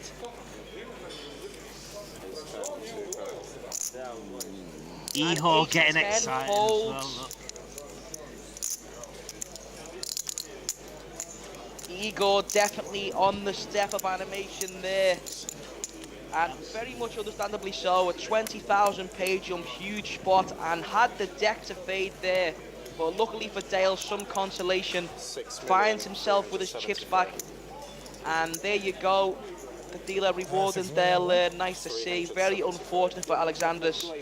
And a huge hand from the WPT 500 here at Dusk Till Dawn, Nottingham. It's heating up at the table, and ironically it's heating up in this room after I've had the central heating turned up. Oh, it's beautiful now. I just went from 3 but luckily it fell off. I meant to make it 2.4. I love it, I can 4.4 feel got it. jammed on. Yeah, I was But yeah, yeah, we can hear there. We can hear there Dale talking about him raging at himself for that 3-bet before. We realised that he'd made a mistake. I wonder if it was just like a misclick, or I wonder if he just chose that size and then thought, oh, I'm going to take this size this time. And then realised that it wasn't the best idea. Yeah, I mean, the likelihood is, James, it's probably the easy guess to say it would be the whole dynamic of being a cash game player and then jumping in the tournaments. Like, obviously the 3-bet sizes off the shallow stack sizes, they change a lot. And even personally as well, I do admit to when I first jumped back into the tournament streets, it was something that I did seem to forget. But when you go over it, it makes a lot of sense, and I'm sure we won't be seeing a blunder like that again from Dale today. But luckily he did get his chips back, and the 3-handed showdown is underway, and all of these players definitely all still in the realms of possibility here, all playing very similar stack sizes. Big blind of 400,000 now.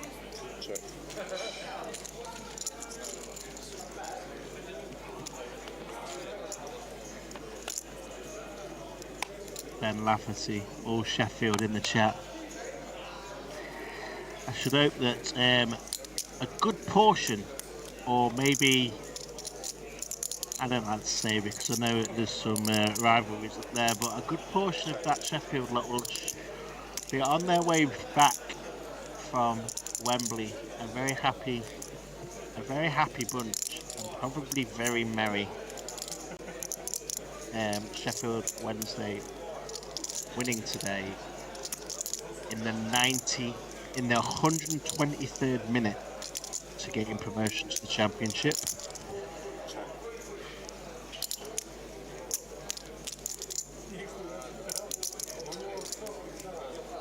Who does Dale support? Chat will probably know. I think you're a United fan, aren't you? You're a Blade, aren't you, Dan? For those of you just joining us, this is the final 3 in the WPT £560 main event 500k guaranteed prize pool. 100,000 allocated for the winner of this tournament. 3 players, all locked up 40,000 now. Very warm welcome to everybody to the DTD Live YouTube channel. And for anybody interested in cash game streams, DTD offering weekly streams of 5, 10, 25, 10, 25, 50. Subscribe to the page and stay posted. And if you like what we're doing, don't forget to like the videos. And hopefully see some similar faces in the chat. Really nice to have such a loyal chat box week in, week out. And Aleksandrs here potentially thinking about calling with the king high. Maybe coming in with a raise.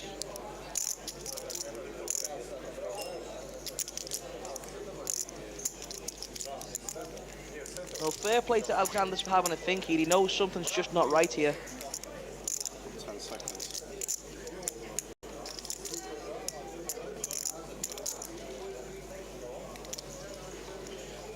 Cool. And nice stuff from Aleksandrs. He just susses out this bluff. And yeah, really good that is. Been impressed with him today. Been impressed with Dale. He's had a rocky last 10 minutes, but it's been pretty impressive from him as well. And yeah, Aleksandrs there with a nice call with the king high. And now Dale enters the war with Ihor. 13 million and 12 million plays 20. Oh yeah, of course there was a Man U fan. Huh? Jacob, I believe that DTD 100 is not going to be streamed, but I will be correct if I'm wrong and let you know.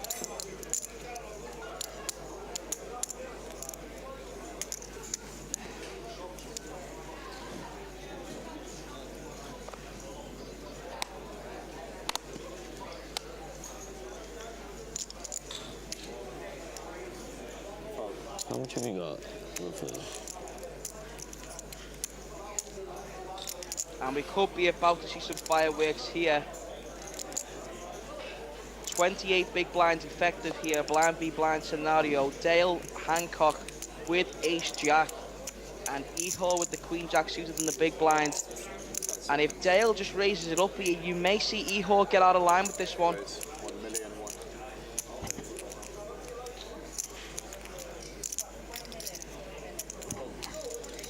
And Ihor just calls. Everybody on the edge of the seat for a moment there. Would not have been surprised to see Ihor ask for a triangle there. Going heads up in position with the suited Broadway. Flop and best as well. Things are now starting to shift in the other direction as far as it goes for Dale Hancock. Definitely been unlucky recently. That's 1 million. And Ihor flops best and comes in for a bet of 1 million.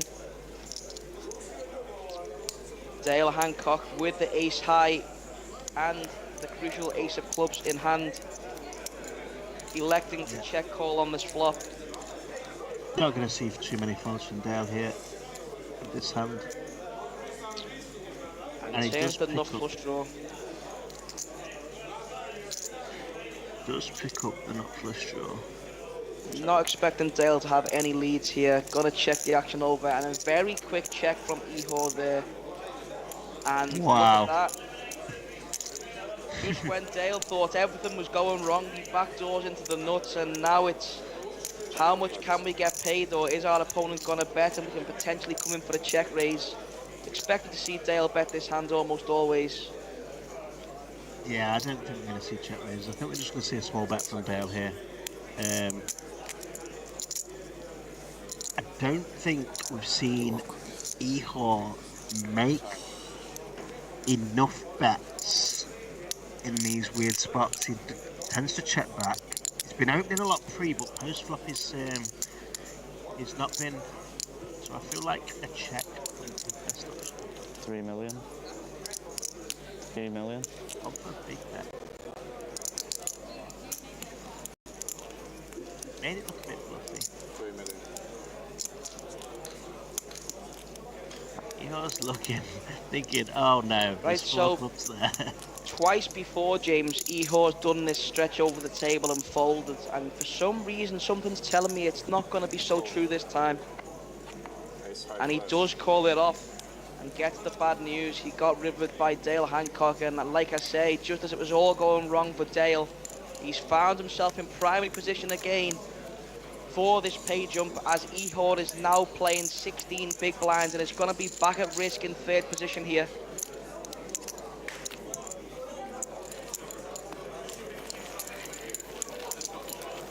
Call me Jacob, well translated. If it is Jakub, I apologise. It could be Jakub, Jacob, so that'll do. You know, I'm sure you can see where I got it from, sir. Yeah, I feel like it's a Jakub, that. Yeah, it does look like a Jakub, actually. I haven't thought about it properly. My bad, sir. My bad.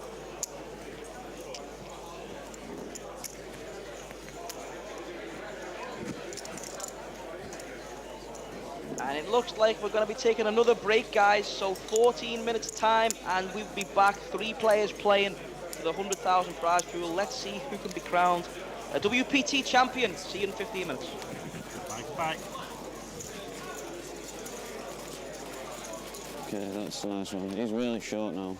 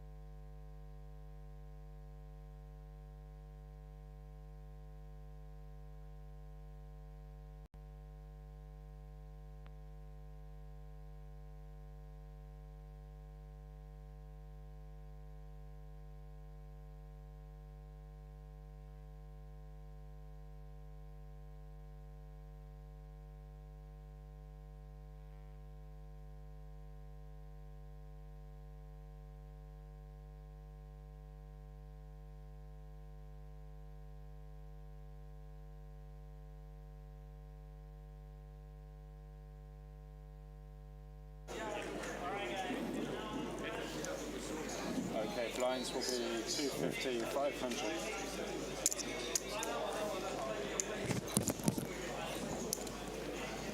Big blind, please.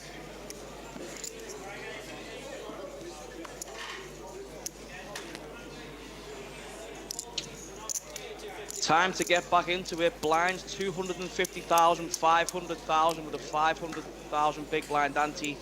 3 players remain in the WPT 500 here at Dusk Till Dawn. 100,000 for first, 60,000 for second, 40,000 for third. You're with me, Charlie Reid and James Ablett in the booth until the end. James, it's been an exciting show.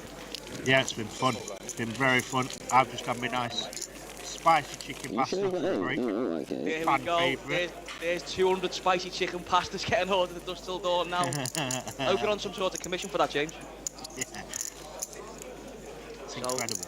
Ihor now with no ICM pressure at all, looking to get some more chips there. Playing now around 12 big blinds. Going to be needing to go all in shortly. Hopefully the deck can do him some more favours. Really nice to see him locked up 40,000 here. Looks to be his first significant live cash. And here we go, calling it in straight away off the bat. Igor peels the ace king.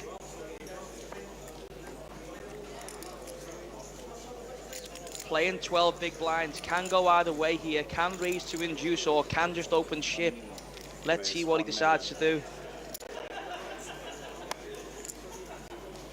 Does raise to $1 million, I like this, and look at this, Dale Hancock's going to be in a world of trouble here. No other play to make here than all in, and going to be playing at 30% versus Ihor.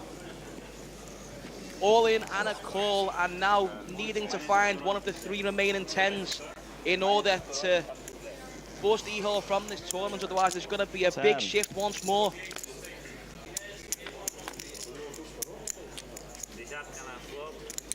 Look at that, in the window, sickest of fashion for Ihor, finding a 10, now needing to find a king or runners, and now it's only a king, and we're going to be playing heads up.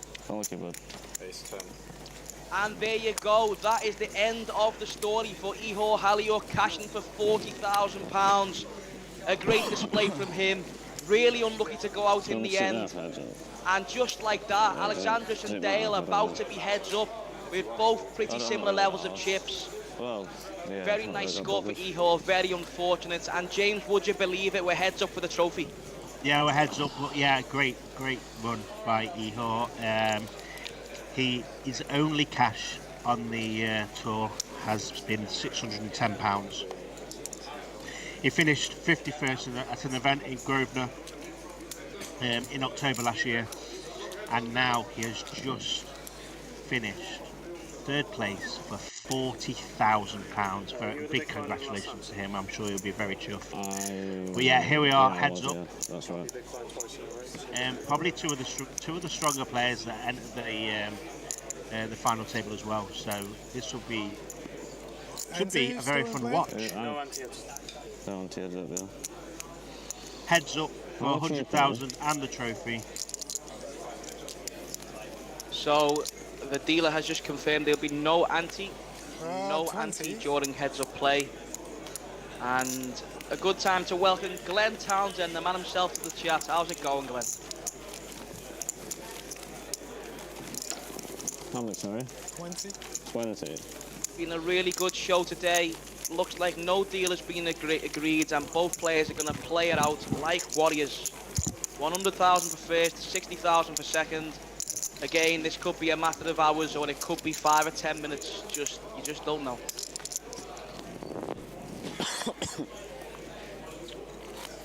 And arguably, James, the highlights of the final table are now playing heads up.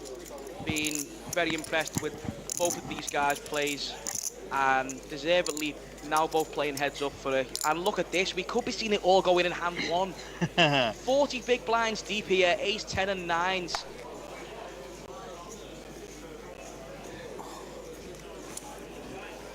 Both players are very deep, but at this stack depth, do we ever just see all the money go in pre here? Raise 1.2 million. Yeah, it'd be interesting what approach Alex takes here. I mean, if Alex elects to 3-bet and then, you know, Dale 4-bet chips, Alex can still call off here if he thinks that Dale's going to take, you know, all of his pairs and his ace-5 suited and his king-queens and king-jacks and stuff. I think we could see all the money going in here, James. Count it, please. Does just ship, and there's no way we're folding 9s. And we're going to be having a £40,000 flip here, James. Wow, this is incredible. Instant. Can you just count that, please, from Dale? Yeah, there's absolutely no way that Dale's folding here. Alex is going to play all of his smaller pairs in this fashion. No way we can fold 9s here. Not going to be happy to see that he's flipping. However, comfortably going to have the best hand, as Alex would have definitely 3-bet 10s plus. And correctly calls. And this could be it, ladies and gentlemen, for the title of the WPT 500 Dust Till Dawn. Will we crown a champion right here and now? 2 hands, literally 2 hands. And now, Alex and Dale, the moment is yours. Ace-10 v Ace-9. Good luck. He did just say, it's just, I say Alex just offered a chop there, like now. Chop the money now, he's saying. That's going to do it. Oh, it's over! It's all over! He just flopped. You never know.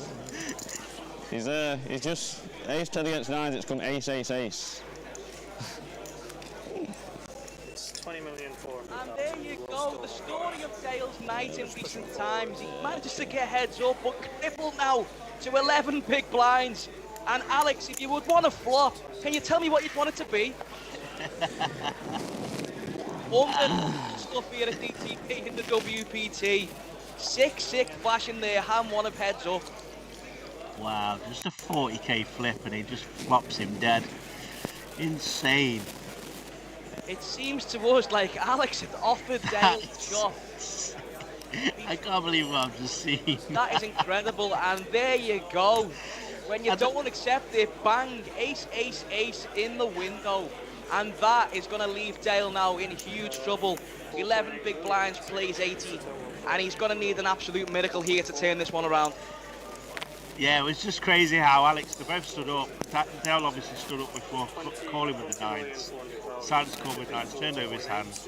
Alex stood up, went to chat to Dale, and it sounds like Dale was the one that was rejecting the deal.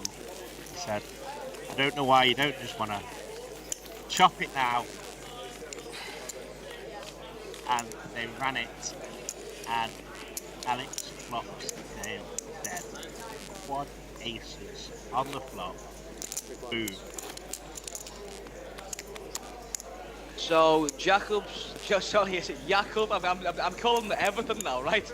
Okay, so he sees where it all come from. He's got a few questions about DTD. Fire away, because it's 10 big blinds. we could be coming close to a close here. Playing 11 big blinds is Dale. And the Dale fans in the stream definitely not happy to see that one. Katie says walk back in the office at the right time to see that. 100% highlight reel of the show there at the FT. WPT action brewing again at Dusk Till Dawn. And what a sick hand that was. That makes the hand of the day. Unfortunately, Dale Hancock on the receiving end of that one there. And now is huge underdog to take home the 100,000 first prize and the trophy. And 80 big blinds, plays 11. You with myself, Charlie Reid and James Ablett until the end. And now these guys almost got the hand on the trophy is Alex. It's been an incredible display from him. Pretty much faultless during this final table. Dale has been a little bit unlucky, did make a blunder earlier on, but has managed to hang around and lock himself up 60,000. Really impressive from him. And not long left in it, so it may seem. Will there be another twist in the tail again?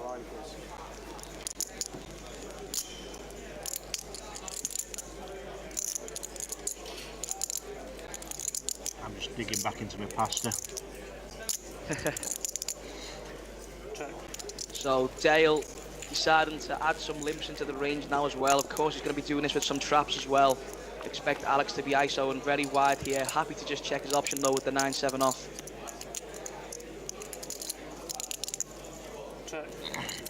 King 10 deuce should be good for a one big blind bet from Dale. Should hopefully get the job done. Expecting Alex to shove most of his king highs pre here. And managed to get himself back up to the 17 big blind mark.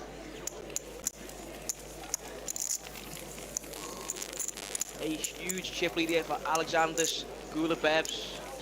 And if you're only just joining us now, you have just missed one of the sickest hands that we've seen today. Both players, first hand of heads up, ace 10 versus 9s, getting it in pre. Alex offers Dale the chop before the board even runs out. No deal was agreed, and then bang, ace, ace, ace does the job. Drawing dead on the flop.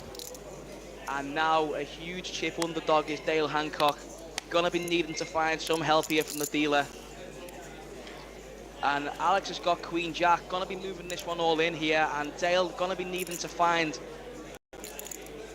a Jack 10 or a King High or an Ace High hand to be calling off here, and we could be seeing all of the money go in again. Dale out the way, nothing to call with this time. I've never actually seen that before. You know, they've spotted that they're flipping, and then literally as they turn their hands over, player offers another player the chop heads up. Like literally, let's chop the money now as they've turned their hands over. I wonder if that would have been allowed if they decided there and then they've got a 50-50. Yeah, no, I don't think that'd have been allowed, James. It would have been interesting to note if they'd got it in a dominating spot rather than a flip, would he have made the same offer? But I still don't think it would have been accepted anyway. Jakob said, what's the best way to chat with someone from DTD? Twitter and email are dead. It depends what you're looking for, Jakob. If you're looking for any schedule information, dusttilldawn.casino.com on the website should offer you all of the schedule information and available cash games and stuff. Calling the club's also a good bet if you want to speak to someone from DTD. Or get in touch with Ryan Brodsky, one of the card room managers at Dusk Till Dawn, on Facebook. Very approachable guy, can answer any questions you've got. Probably easiest way is to just call the club and if you've got any questions to ask.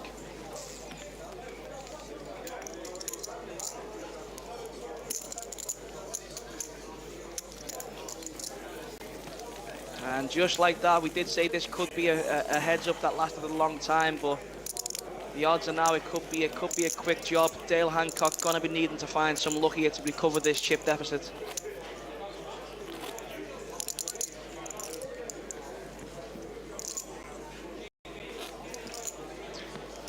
Just over 10 big blinds where Dale Hancock plays 80 big blinds of Aleksandrs Golubevs. About to be the first WPT500 UK Champion since 2016, provided he can win the next all-in.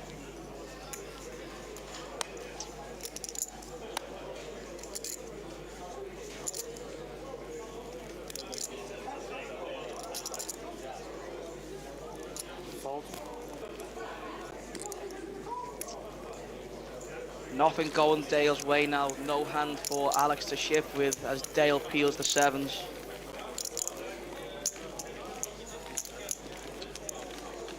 And James, I mean, we can comfortably say no matter which player was to come through this heads up, both are deserved winners on this WPT final table. Yeah, they've both played fantastic.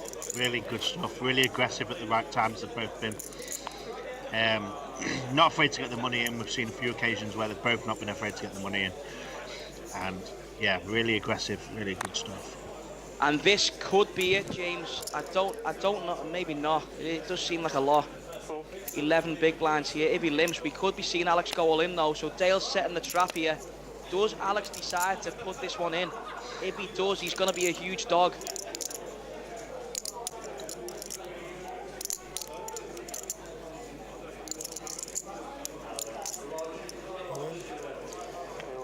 Yeah, it does rip it in, and now Alex is going to be playing at 30%. Dale snaps it off with the 9s.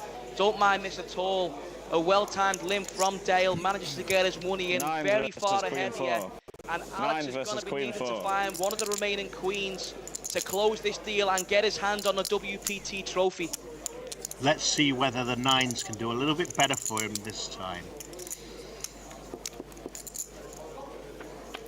Queen, queen, queen. 3, 7, 7. Just the 3 immediate outs for Alex, with of course some runners. That's not going to help, and only a queen can win this tournament right now for Alex. Nice one. Look at that!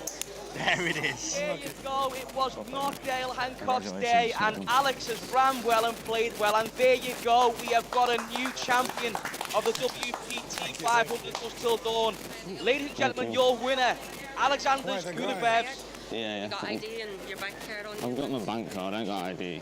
Does that matter?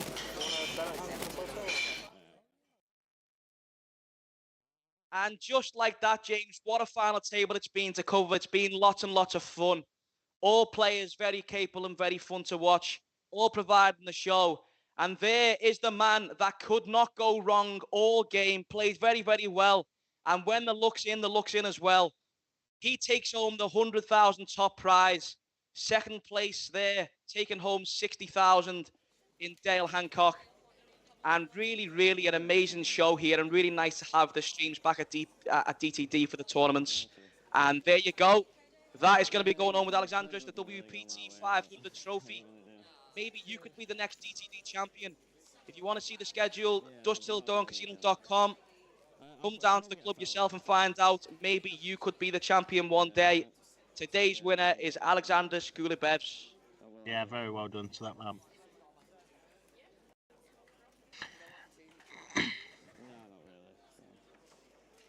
Actually, yeah, 2 cash and 58 transfer, if that's all right. Yeah, guys, it's been a pleasure having you all in the chat, keeping us company. It's been a great stream.